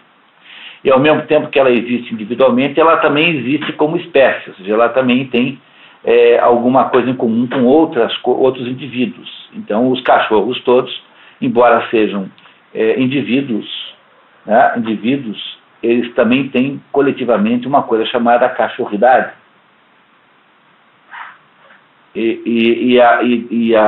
O fato de haver cachorridade implica que quando os cachorros têm filhos, os filhos parecem com cachorros, de modo geral. Quer dizer, há alguma coisa que unifica tudo, uma certa espécie, e ao mesmo tempo há uma individualidade tão divisível que um cachorro é completamente autônomo e independente dos outros. Então, essas são as duas grandes, o grande ponto de contradição que vocês repararão logo aqui no início do texto entre Platão e Aristóteles. Porque Aristóteles não pode deixar de citar o próprio mestre, então de vez em quando ele chamará a nossa atenção para certas diferenças que há entre ele e o seu professor, que é o Platão. Se Platão nos ajudou a entender a hierarquia das coisas, que tudo nesse mundo é hierarquizado, Aristóteles nos ajudou a entender outra coisa. Aristóteles nos ajudou a entender a metodologia científica. Quer dizer, Aristóteles nos ajudou a entender, a compreender o real. E essas três grandes contribuições, ou seja, a dialética socrática, a ideia, a noção de hierarquias platônicas e a noção de ciência, do Aristóteles são a base de toda a filosofia. Tanto é assim que um sujeito chamado Lovelace, um filósofo inglês, disse que toda a filosofia do mundo, toda a filosofia que existe, nada mais é do que notas de rodapé da filosofia de Platão e Aristóteles. Obviamente, em relação a esses dois, houve certamente no mundo determinadas evoluções, que algumas ideias ficaram mais profundas, mais claras, mas há nesses dois aí uma exposição dos problemas filosóficos que é eterna, não há modo de você, não há obsolescência nesses dois. Por isso é que a gente dividia, quando vai estudar filosofia, antes de ficar estudando Nietzsche e não sei o que, a primeira coisa que você ia fazer era cair de cabeça mesmo nesses dois. Então, é inconcebível imaginar um estudo de filosofia de verdade que não pressuponha um mergulho na filosofia platônica e aristotélica para começar tudo. A gente não faz isso, e você verá que na universidade não farão isso para você, porque parte do pressuposto que isso tudo já é vencido de alguma maneira, que agora nós vamos estudar os malucos contemporâneos, o Derrida, etc. Não é? Quer dizer, há uma rebelião contra isso, que é um dos aspectos da pobreza intelectual moderna. Então, o fato de que se rebela contra isso já é um aspecto da própria pobreza intelectual moderna. Mas não é concebível alguém se meter a estudar a história das ideias. Qualquer pessoa que tenha vontade de entender alguma coisa vai ter que procurar tomar água dessa fonte, que é Platão e Aristóteles. E é o que nós estamos fazendo aqui entre janeiro e agora, porque aqui tem aqui uma pequena cronologia que a gente não vai ler, porque, de certo modo, já resumi. Aí vocês, por favor, leem em casa uma cronologia da vida de Aristóteles. E nós não vamos nos preocupar muito com ela, né, por causa do nosso tempo. E eu fiz o resumo fundamental, mais ou menos, que interessava. Mas o que é preciso que vocês compreendam desde já, né, é que não é possível, não há possibilidade nenhuma de entender qualquer coisa que seja, a não ser que você parta da compreensão do que essas duas pessoas nos disseram aí. A obra de Aristóteles, pessoal, é uma obra que veio muito prejudicada para o mundo contemporâneo. Helene, por favor, se puder passar pela frente.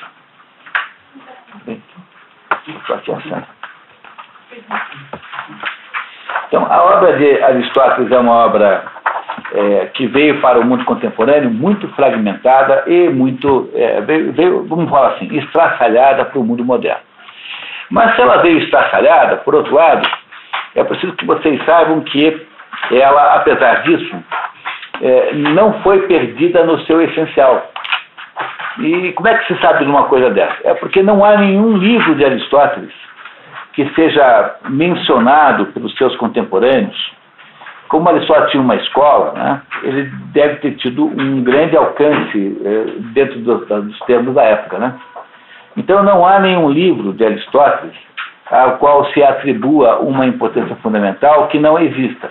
Então a obra de Aristóteles, embora tenha sobrado, vindo apenas em parte para o mundo moderno, ela não é uma obra mutilada ao ponto de nós termos conseguido perder a essência da obra. Então, o que vocês têm aí nesse segundo documento, pessoal, é comentário sobre o corpus aristotelicum. Corpus aristotélico significa corpo aristotélico. A obra também chama-se de corpus, né? Corpus aristotélico. Então, olha só o que diz ali. Diógenes Laércio, na Vida dos Filósofos, que é o único biógrafo de Aristóteles, é esse Diógenes Laércio, assegura que, já é um romano, tá? Já é um romano. Assegura que Aristóteles teria escrito cerca de 400 obras. Opinião do Diógenes Laércio. Não há como contradizê-lo, porque afinal ele não há outra testemunha. A modernidade só conhece 47, pouco mais de 10%, cuja lista segue abaixo, indicando sempre o nome latino estabelecido por Andrônico de Rhodes. Há incertezas quanto à autoria de várias. Então, olhem aí, por favor, nesse quadro, você tem aí, do lado esquerdo, as obras autênticas, no meio, as obras contestadas, ou seja, aquelas que se coloca, de modo geral, são colocados obstáculos, né? A gente que acredita que elas não estão certas, e no lado direito, as obras espúrias, aquelas que há um certo consenso sobre não serem de Aristóteles. O problema central é que Aristóteles escreveu dois tipos de livro, as obras esotéricas com X e as obras esotéricas com S. O que são as obras esotéricas com X? As obras esotéricas com X são aquelas obras que foram escritas para serem divulgadas ao público geral, editadas de fato. E essas obras eram, na sua maioria, diálogos tipo platônico. Portanto, devem ser obras lá do começo da carreira de Aristóteles. E eram diálogos, como Platão escrevia diálogos. Essas obras foram quase todas perdidas, exceto o Convite à Filosofia, que você encontra até mesmo no Brasil já publicado, já traduzido. O resto não, perdeu-se completamente. E as outras obras aristotélicas que sobraram para o mundo contemporâneo são obras esotéricas com S, que são essas todas na maioria aí. O que são obras esotéricas? Não são livros que foram escritos para o público. É preciso vocês entenderem como é que funcionava a escola nessa época, né? A escola platônica e aristotélica Aristóteles tinha alguma diferença, mas a escola platônica era assim, Platão ficava dando aula para um grupo de discípulos que faziam perguntas e conversavam com eles. Depois, atrás desse grupo de discípulos, tinha um outro círculo de alunos que não podiam conversar com Platão. Ficavam apenas ouvindo a aula, ouvindo o debate. E atrás desse grupo tinha uma cortina e ficava atrás da cortina um grupo de discípulos que não podiam nem ver o mestre, só ouviam a aula. É assim que acontecia em Platão. Havia uma diferença de alunos conforme o grau de maturidade, porque há necessidade de haver alguma maturidade para debater essas coisas. Os gregos eram os primeiros que diziam que filosofia é assunto para adulto. Quer dizer, para você poder ter alguma ideia do que seja filosofia, é preciso que você tenha tido uma existência real, concreta, antes. Para um grego, nenhum homem tinha direito de se meter em filosofia antes de 30 anos. 30 anos era uma espécie de limite inferior, a partir do qual você tem credibilidade. Abaixo disso, não. Então era essa postura grega, dizer que filosofia não era assunto para criança, né? A filosofia era para gente madura, gente que tinha vivido a vida. Já tinha matado uns 2, 3 na guerra, já tinha casado, já tinha visto como é que é o mundo real, já tinha participado da política, aí sim você tem chance de ser filósofo. Antes disso, não. Então, o que acontecia com Aristóteles era uma coisa parecida. Aristóteles passava a manhã toda numa sala de aula com seus alunos, alunos esses que eram escolhidos e não podiam ser quaisquer uns, tinham que ter ter passado por uma certa maturidade. E dava aulas que ele chamava de aulas acroamáticas, que são aulas como são as aulas francesas hoje em dia. Na França, o catedrático na Sorbonne, ele chega, faz uma palestra de 40 minutos e vai embora e não tem nenhuma pergunta. Porque é uma comunicação que o professor faz ao aluno. Isso é o modelo francês moderno. Então, para Aristóteles também é assim. Aristóteles chegava e dizia assim, eu estou estudando esse assunto assim, fazia uma espécie de relatório. Aí os alunos que estavam ouvindo aquilo copiavam esse negócio. Copiavam. faziam acompanhando e iam copiando. E de tarde, o Aristóteles, então, recebia qualquer pessoa da sociedade e aí sim havia diálogos entre ele e o povo. Mas Aristóteles, de manhã, só tinha aulas com seus próprios alunos e de tarde com o povo em comum. Então, as obras que hoje nós temos de Aristóteles são estas cópias, são essas notações de aula dos alunos de Aristóteles das manhãs. Por isso é que essas obras impõem uma certa dificuldade de leitura, porque quando você pega em estado bruto, elas têm aquela aparência pizzicato que os que fizeram a política no verão, lembram que a aparência linguística daquela tradução que nós pegamos lá era uma tradução um pouco difícil de entender, assim. Porque esse é o resultado do fato de que alguém está copiando o professor. De modo geral, os tradutores de Aristóteles parafraseiam um pouquinho o texto. Quer dizer, fazem dão um pouco mais de literalidade, assim, transformam o texto num texto mais agradável, que é o caso do livro que nós vamos ver aqui, que é um livro muito mais fácil de ler do que aquele do verão, porque é um livro onde houve alguma paráfrase. Mas, no entanto, mesmo assim, o que você reparará no livro Ética Nicômaco, tanto quanto na Política, como em qualquer outra obra de Aristóteles, é que há sempre alguma repetição, algum anacoluto, né, que são buracos e atos. Ele promete um negócio e depois não cumpre. Entendeu? Há uma contradição, às vezes, real entre um pedaço e outro. São coisas todas que estão em Aristóteles. Infelizmente, se ainda nós tivéssemos espíritas que conseguissem falar com Aristóteles para nos contar como eram as coisas, porque a maior prova de que não tem esse negócio de mediunidade é que nunca tem o Aristóteles contando a segunda parte da política, nunca é o Dostoiévski escrevendo os 2 últimos livros, é sempre uma historinha cafona e piegas sobre amor e sobre não sei o quê. Nunca é o Mozart produzindo mais uma sinfonia, nunca é o Beethoven produzindo a 10ª, que ele fez só 9 porque ele achava que ninguém fez 10, né? Porque todos achavam que na 10ª morriam. Não tem 10ª de ninguém, todo mundo fazia só 9. Então, agora que o Beethoven morreu, talvez ele pudesse nos fazer a 10ª de uma vez por todas. Então, nunca é isso. Deve ter alguma coisa errada com esse negócio de mediunidade, que só tem mediunidade com incompetência, né? Bom, mas seja como for, né, o que eu queria dizer é que o Aristóteles, então, nos deixou uma obra muito tumultuada, muito judiada, e não era uma obra para ser publicada.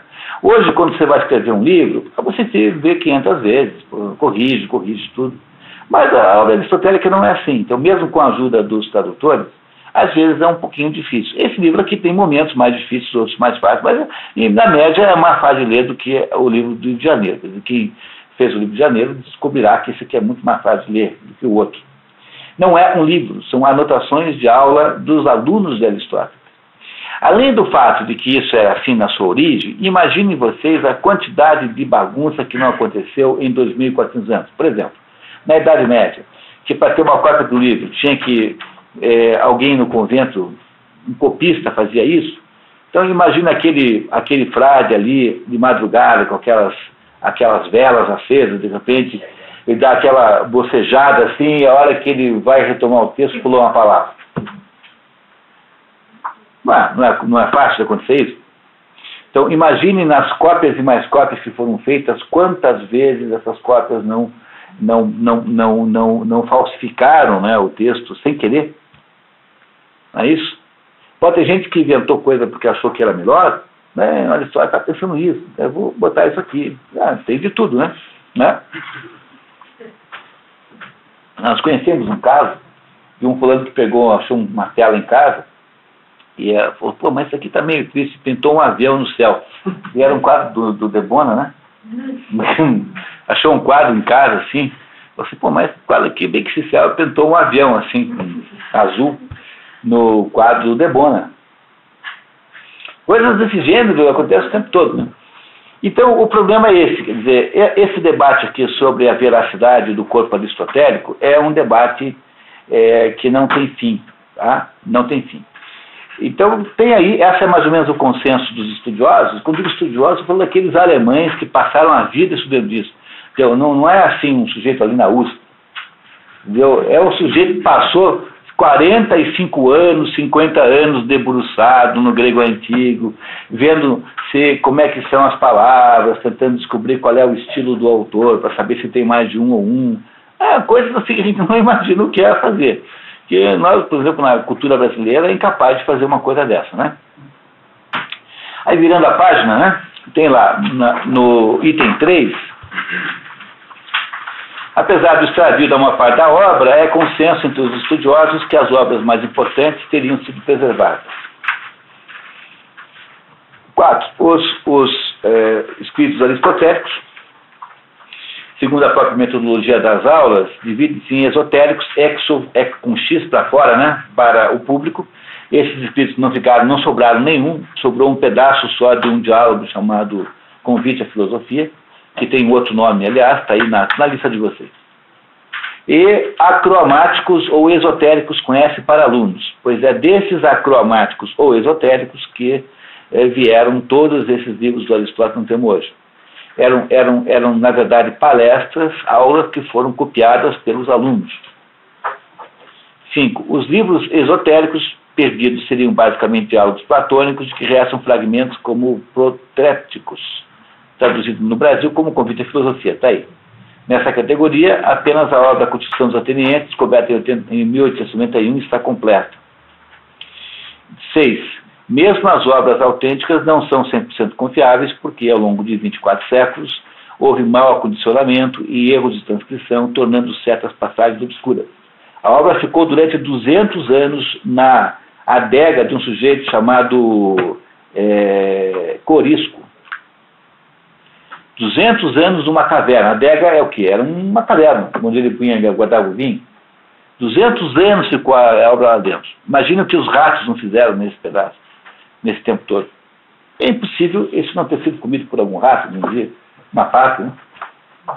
Não é isso? Então, para isso, você imagina a dificuldade que é isso, né? 7. Andrônico de Rhodes, o compilador do século I a.C., já um romano, com base numa ideia do próprio Aristóteles, divide a obra em 4 grupos, conforme as 4 ciências possíveis. As ciências teoréticas são aquelas que buscam saber por si mesmo.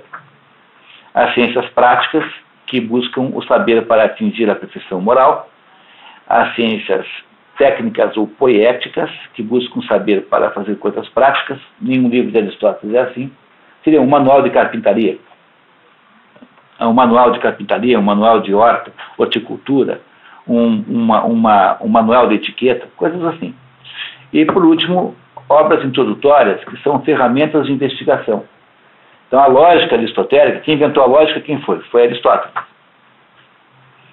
Foi quem inventou a ideia de que premissa maior, premissa menor e conclusão, isso é uma metodologia aristotélica. Isso nós chamamos de silogismo, foi inventado por Aristóteles na sua lógica. Portanto, tendo em vista isso, o que aconteceu foi que os sucessores de Aristóteles, aos pouquinhos, foram pegando todas essas obras que estavam dispersas e elas foram então resumidas, foram então transformadas em blocos de obras de mesma, digamos, natureza. Tem famílias de obras. Então, a primeira família são órgãos, chamada de órgão. Você compra isso no comércio como órgão, mas não foi Aristóteles que inventou esse nome. Órgão significa instrumento. Então, todas as obras de natureza instrumental de Aristóteles estão aqui dentro. Tá? Então, ele escreveu essas obras ali, tá vendo? E todas são chamadas de órgão. Então, são as obras instrumentais. Aí tem um conjunto de obras, e esses números aqui são as indicações, são ligados àquela lista da primeira página, né? Em que ele estuda a natureza. A maior parte da obra está aqui, e na Parva Naturalia, nesses dois aqui. Então, há 2 conjuntos ligados à compreensão da natureza, que é a natureza e a Parva Naturalia. Aqui está o maior pedaço da obra. Se você fosse julgar Aristóteles pela obra que sobrou, vocês diriam assim: o homem é um biólogo, o homem é um botânico. E a maior parte de Aristóteles são comentários sobre a natureza, sobre como funcionam as coisas. E aí você vira a página, né? Tem uma obra sobre metafísica, que é a única. Depois um conjunto de obras sobre moral. E por último, do discurso humano. Então aqui é que nos interessa fundamentalmente no nosso curso que começa hoje. Porque há um conjunto de obras chamadas moral, de que a mais importante é essa obra que nós vamos ler aqui, Ética a Nicômacos, como traduz o Mário da Gama Cury, ou Ética a Nicômaco, tanto faz. Tem 2 livros, cada um com um nome diferente. Essa é a obra central. O que é moral? Moral é aquela parte da filosofia que diz para você como é que você deve se comportar. Isso aqui é moral. E o que é ética? Ética é o nome da filosofia que estuda a moral humana.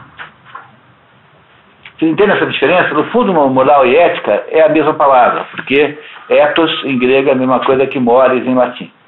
Então, são no fundo a mesma palavra, mas que na prática tem um uso diferente. Então, moral tem a ver com os costumes humanos, com os usos e costumes, com o modo como as pessoas se comportam. E a ethos, a ética, é o estudo filosófico disso.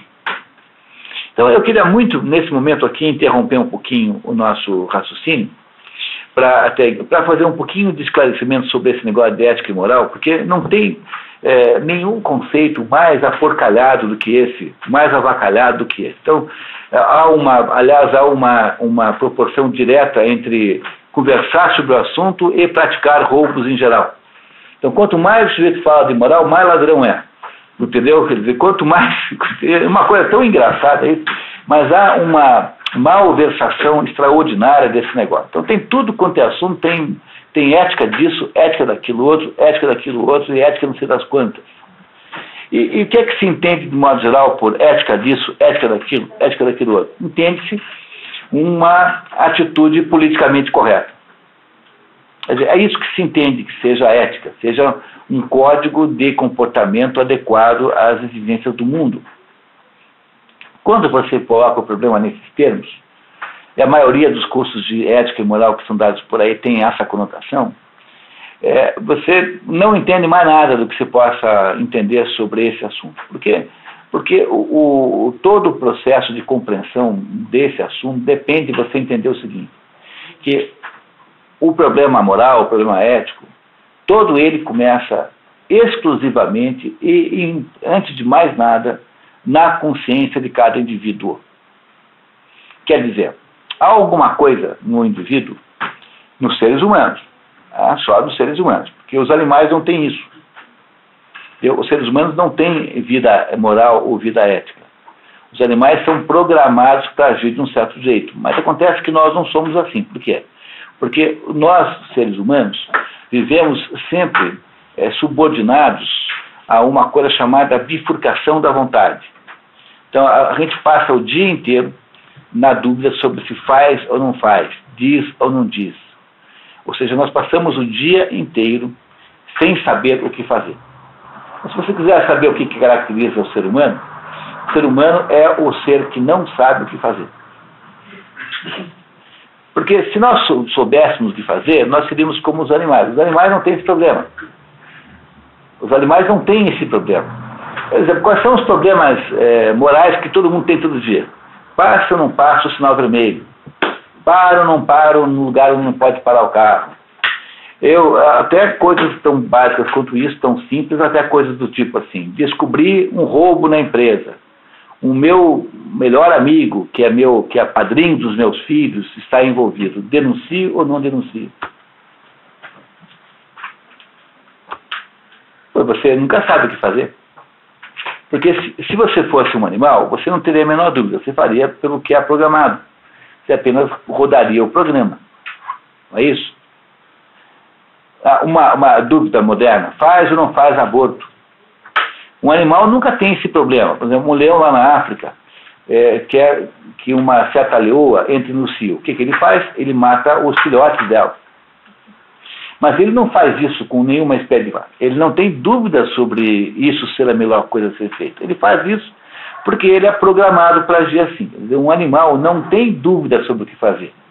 Mas nós, seres humanos, temos dúvidas sobre o que fazer. Então, não se entende nada no assunto moral e ética a não ser a partir dessa ideia. Essa é a ideia central do assunto. Quer dizer, o conceito nuclear no estudo da moral e da ética é que há uma dúvida na sua cabeça que caracteriza-se por uma bifurcação da sua vontade, faço ou não faço, denuncio ou não denuncio, né, etc. Que é onde começa todo o processo humano. Quer dizer, você pode até dizer para mim que determinados animais são espertos, como os cachorros não são espertinhos, são, né? Os cachorros fazem coisas inacreditáveis. Né? Agora, os animais não têm senso moral nenhum. Quando o seu cachorro foge, você dá uma bronca terrível nele, ele não fica com aquele ar assim, desmoralizado, porque ele tem a culpa. Mas é porque ele pensa que você não ama mais. Entendeu a diferença? Nunca viu o cachorro que leva uma bronca, não fica assim desmoralizado no canto? Mas ele não faz isso porque ele tem sentimento moral. Ele faz isso porque ele acha que você não ama mais, só por isso. Ele não tem a menor ideia de que seja certo ou errado, a não ser aquela ideia que você programa e que você, por um processo de estímulo positivo e negativo, que você o programa, né? Você programa seu cachorro. Então, é mais ou menos isso que nos distingue, sobretudo, dos animais. Entre as diversas diferenças que temos, a mais importante é essa, que o ser humano é o ser que não sabe o que fazer. E é por isso que nenhum código moral, nenhum tribunal externo, nenhum tribunal de júri, nenhuma opinião pública tem mais poder sobre você do que a própria culpa que você sente. Porque o tribunal interno que existe dentro da sua consciência é o mais implacável de todos. Nenhum tribunal interno é tão forte, tão poderoso quanto esse. Esse é o tema do crime e castigo. É que esse dilema de vontade é tão extraordinariamente duro e doloroso. Quer dizer, por que ele é um dilema? Porque você não sabe fazer. Mas sabe por quê? Porque qualquer decisão que você tome terá uma dor implícita a essa decisão. Então, quando você está sob a pressão de um dilema moral, de um verdadeiro dilema moral, o que você tenta fazer? Bom, a única coisa a ser feita é enfrentar o dilema moral. Mas como isso é difícil de fazer, porque ele implica numa série de custos emocionais, numa dor, então há fundamentalmente 3 maneiras de você tentar não enfrentar o dilema moral. E a primeira maneira é a maneira que a personagem Raskolnikov do Crime e Castigo.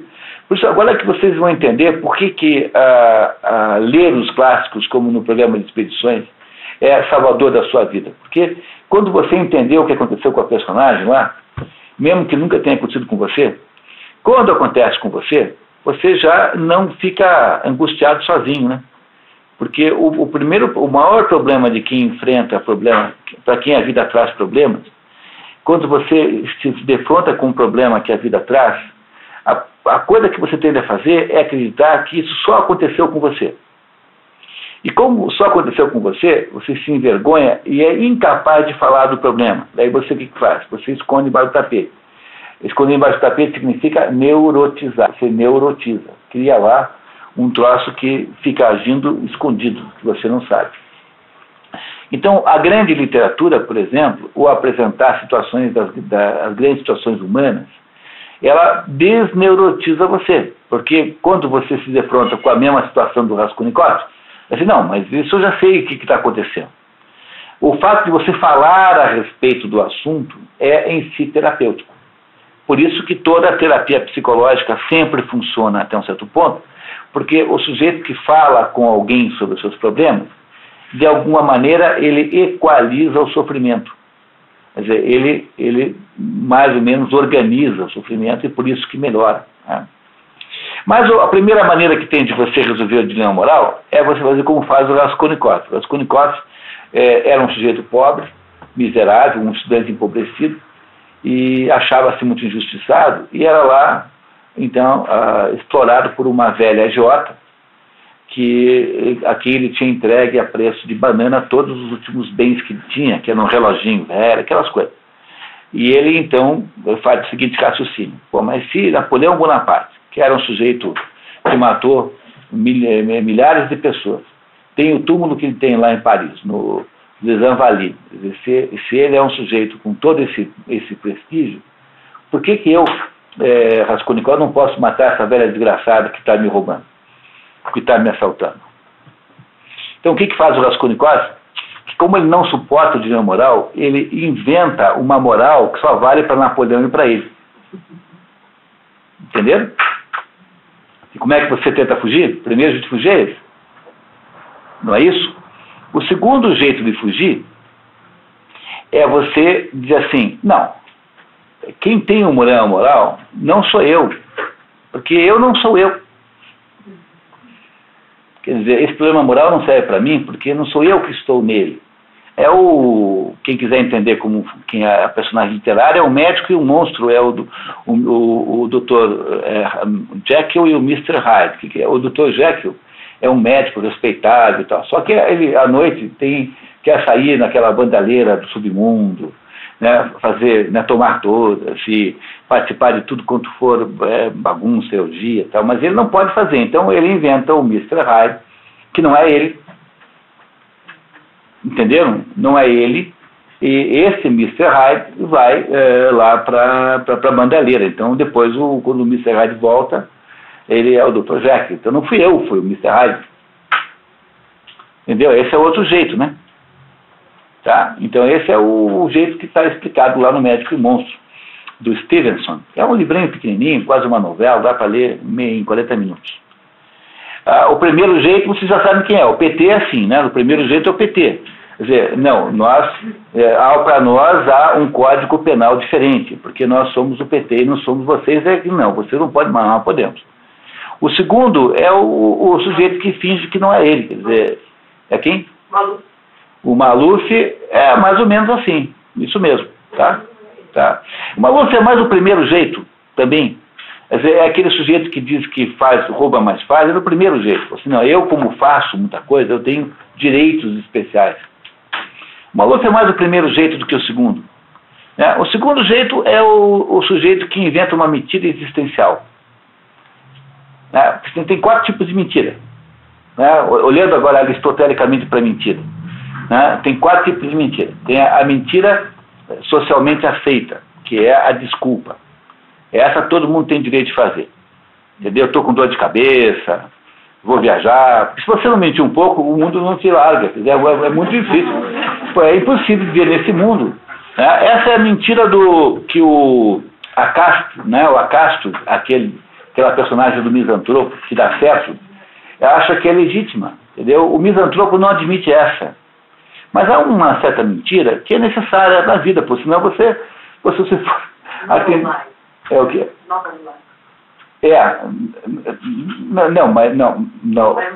Não, veja, essa mentira aqui é uma mentira de desculpa, é uma mentira assim que todo mundo aceita, porque ela é uma espécie de defesa social. Como o mundo é muito assediante, você tem que poder dar uma desculpa. Essa mentira não tem mal nenhum. O segundo tipo o segundo tipo de mentira é a mentira que é a mentira interesseira, quer dizer, aquela mentira que deseja obter algum fim. Essa é uma mentira moralmente errada, a não ser em determinadas circunstâncias. Por exemplo, você dá uma informação errada para o bandido ou para o inimigo, é uma mentira legítima. Então, essa segunda mentira é uma mentira que serve para um determinado fim que você deseja obter. Não é uma mentira à toa, é uma mentira que você faz porque você deseja influenciar alguma coisa. De modo geral, essa mentira é moralmente errada. Mas ela pode ser legítima, circunstancialmente, por exemplo, quando você está indicando para o inimigo o lugar onde não estão os teus compatriotas, para ele bombardear outro lugar, mas é legítima. O terceiro tipo de mentira é a mentira, aquela mentira do Pinóquio, que é uma mentira patológica, no sentido de que o sujeito não consegue não mentir. Ele não mente por nenhuma razão boa. Ele não tem nenhuma vantagem em mentir. Ele mente simplesmente assim, porque ele vai assistir os 10 mandamentos e diz para você que foi assistir Ben-Hur. Entendeu? Porque ele não consegue não falar mentira. Essa é uma doença, tá? Chama-se mitomania. Pessoas que passam o dia inteiro mentindo. É o Pinóquio. O Pinóquio é assim, né? É o doença do Pinóquio? Então, o Pinóquio mente apenas por vontade de mentir. Não tem nenhuma boa razão para mentir. Não ganha nada mentindo. Mas essas pessoas, essa mentira não tem importância nenhuma, porque ela é uma mentira patológica. E todo mundo já sabe que o sujeito é assim, já vira folclore e ninguém mais presta atenção nele. E acabou o malefício dessa mentira desaparece. E há o quarto tipo de mentira, que essa sim é a mentira mais grave de todas, que é a mentira existencial, que é a mentira do Dr. Jekyll, em que você inventa um mundo, uma pessoa que você não é, inventa uma outra pessoa e passa a viver como se outra pessoa fosse. Essa é a mentira que está por trás da segunda técnica de evitar o dilema moral.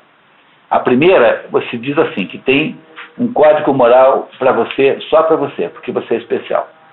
A segunda, você diz que você não é você.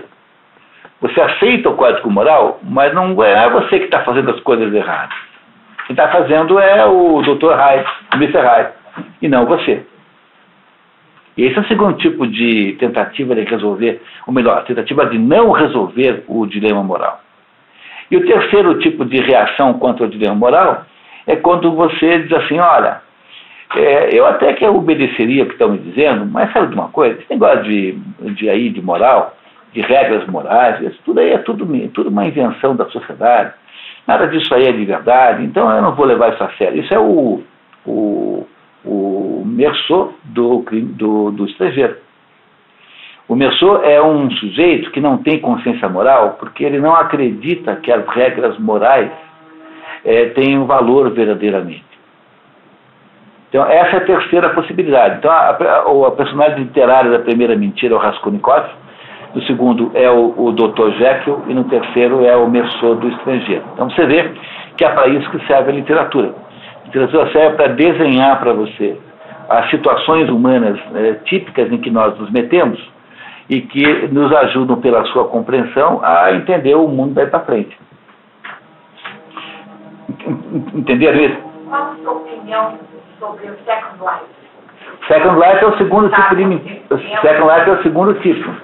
O Second Life, que a Cristina já tinha dito, Cristiane, é a mentira existencial. Você não suporta a sua existência aqui nesse mundo, então você reinventa-se no outro, em que você tem, você queria ser loiro, vai ser loiro no outro mundo, você queria ser não sei o que, vai ser no outro mundo, você inventa um mundo que não é.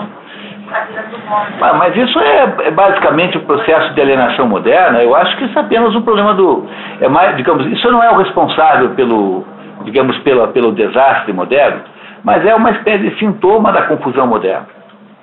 Entendeu? Mas ele é do segundo tipo de defesa. É um desses três tipos de mentira, é a mentira existencial, que é a mentira mais grave que tem. Porque a mentira social, que é a desculpa, ela não tem mal nenhum. Você não consegue viver se não for assim. Imaginou? Só o burro do Kant que achava que não podia falar isso. Quer dizer, o Kant achava que não podia nem mentir para o ladrão que quer saber onde é que está o dinheiro. Quer dizer, o Kant realmente é o Mr. Magoo da filosofia. Não tem ninguém mais parecido com ele. É o Mr. Magoo mesmo. Né?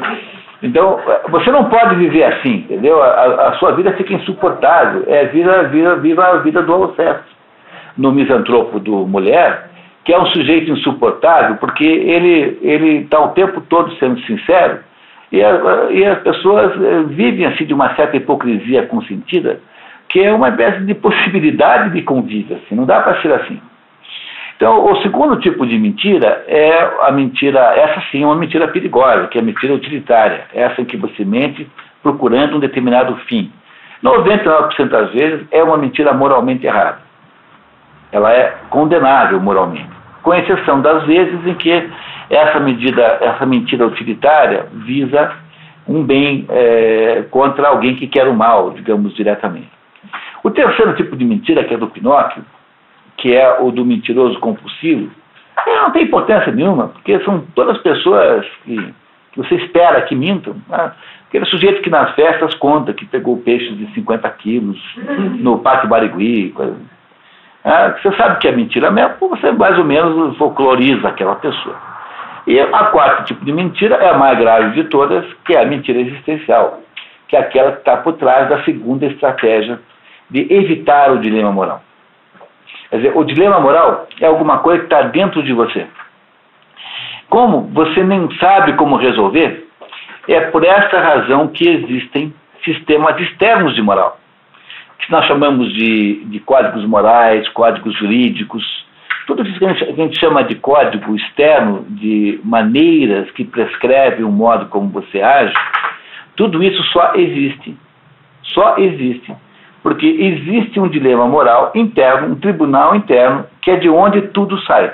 Quer dizer, todos os códigos morais externos têm origem na consciência humana, e nunca o contrário. Não é a lei de fora que faz você sentir-se culpado. É o fato de que você está culpado que gera a possibilidade de ter uma lei externa. É exatamente o contrário do que, de modo geral, se faz. Essas pessoas, vamos dizer assim, que são moralistas,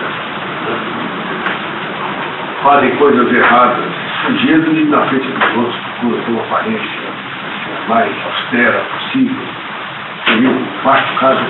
Aqui, bom, aí tem que ver qual é o grau disso, porque o que acontece é que o moralista, propriamente dito, é alguém que faz o proselitismo de alguma coisa que ele não cumpre. Não é isso? Mas ele tem que ser proselitista, ele tem que estar o tempo todo fazendo uma campanha a favor disso, daquilo. É isso que eu estou dizendo para vocês, que é o problema do assunto moral. Eu, quando ouço qualquer coisa sobre ética e moral, eu já fico arrepiado, já saco 38. Porque eu já sei que vai ser tapeação e mentira. Então, por exemplo, o Jorge levantou um ponto bom, né? Então, como é que você faz para aparecer? Eu me lembro que antigamente, quando eu me interessava mais por assuntos empresariais, né, tinha uma regra que é assim: se você polui o rio, nunca invente de limpar o rio e fazer propaganda que está limpando o rio. Por quê? Porque vai todo mundo dizer assim: tá vendo? O sujeito polui o rio, acaba com o rio, agora vai dar uma limpadinha e fica se fazendo de bom moço. Então, se você é um sujeito essencialmente criminoso, por exemplo, eu não consigo achar que essas empresas de telefone celulares, não é possível que não tenham um grau de crime nisso, porque não é inacreditável o que eles aprontam com os consumidores, né? Você quer montar uma operação moralmente errada. Como é que você faz? Você inventa uma porção de aparências moralizantes. Então, nesse caso, você está dizendo, ou você diz, não, eu posso ser imoral porque eu sou a empresa tal XYZ.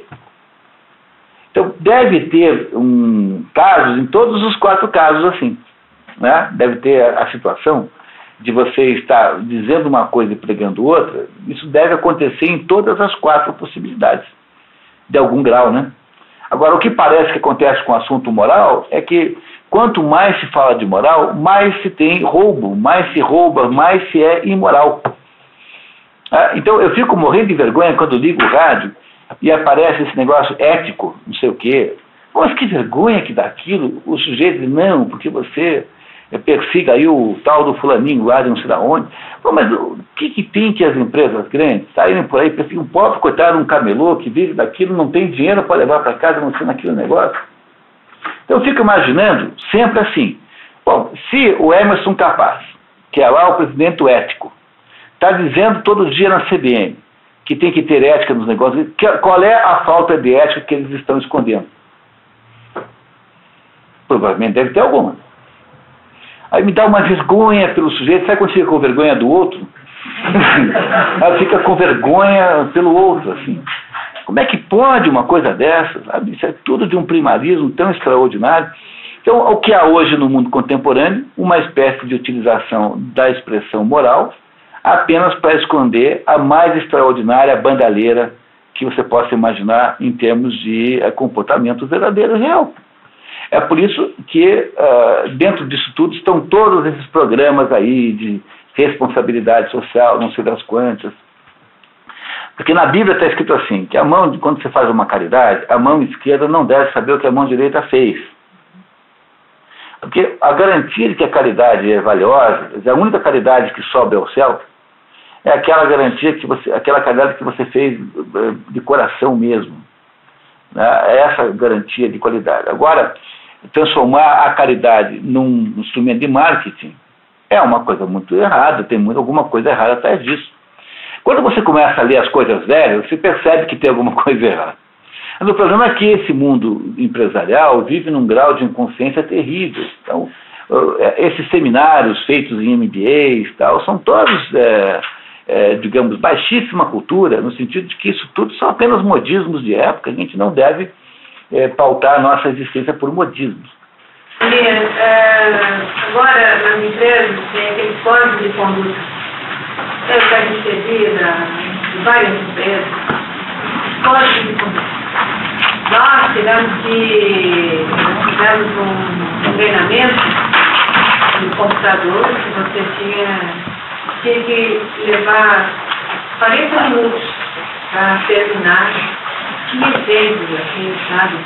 Você vê um funcionário sem capacete, você vai, o que você faz? O que é isso? Qual vai ser a sua atitude? Bom, eu sei que eu não tenho tempo para isso. Eu deixei pra lá. Veio uma comunicação lá da Bélgica. Você ainda não preencheu, você ainda não fez o treinamento. Tá vendo? Esse é o Big Brother. Tá vendo que é o Big Brother? Aí eu tive um dia assim, vou levar pra casa. Mandei pra casa. The Big Brother is watching you. Casa você não consegue. Então eu tive que pegar 2 horas. Quando umas 2 horas, você tem o telefone, coisa assim, levou. Mas aí chegou uma hora, eu uma coisa, eu vou chutar. Pronto, agora você não sabe o que o Big Brother vai fazer com você agora. Então agora vão abrir um processo psiquiátrico contra você. Você vai ter que passar uma temporada numa... Você tinha que voltar a etapa, não sei o quê. E daí você tinha que voltar, olha, o código. Então, pessoal, aí que eu digo para vocês, independente dessa questão em si, porque a gente não vai conseguir aqui debater casos particulares, né? Quer dizer, o que acontece quando você se põe num programa de verdadeira cultura é que você desenvolve anticorpos para essas coisas e começa a desconfiar delas. Então, quando você se defronta com isso, você já... Opa, peraí, isso aqui não está bem certo. É isso que faz para você uma verdadeira cultura. Mesmo que você tenha que aturar isso, porque afinal você não manda no mundo, mas você não faz isso de um modo inconsciente, né? É isso que Aristóteles nos ensina. Aristóteles nos ensina a deixar de ser bobo. E é isso que nós vamos ver, começar a ver hoje na moral, na ética nicômaco, que a gente precisa continuar a falar depois do intervalo. Tomamos um cafezinho, rapidamente, pessoal? Dá uma paradinha.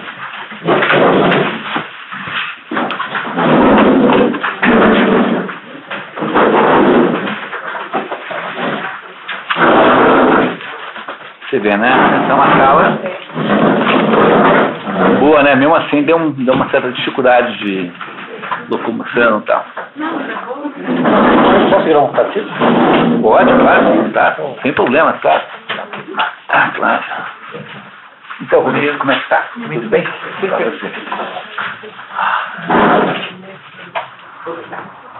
Não, deixa eu descansar aqui dentro.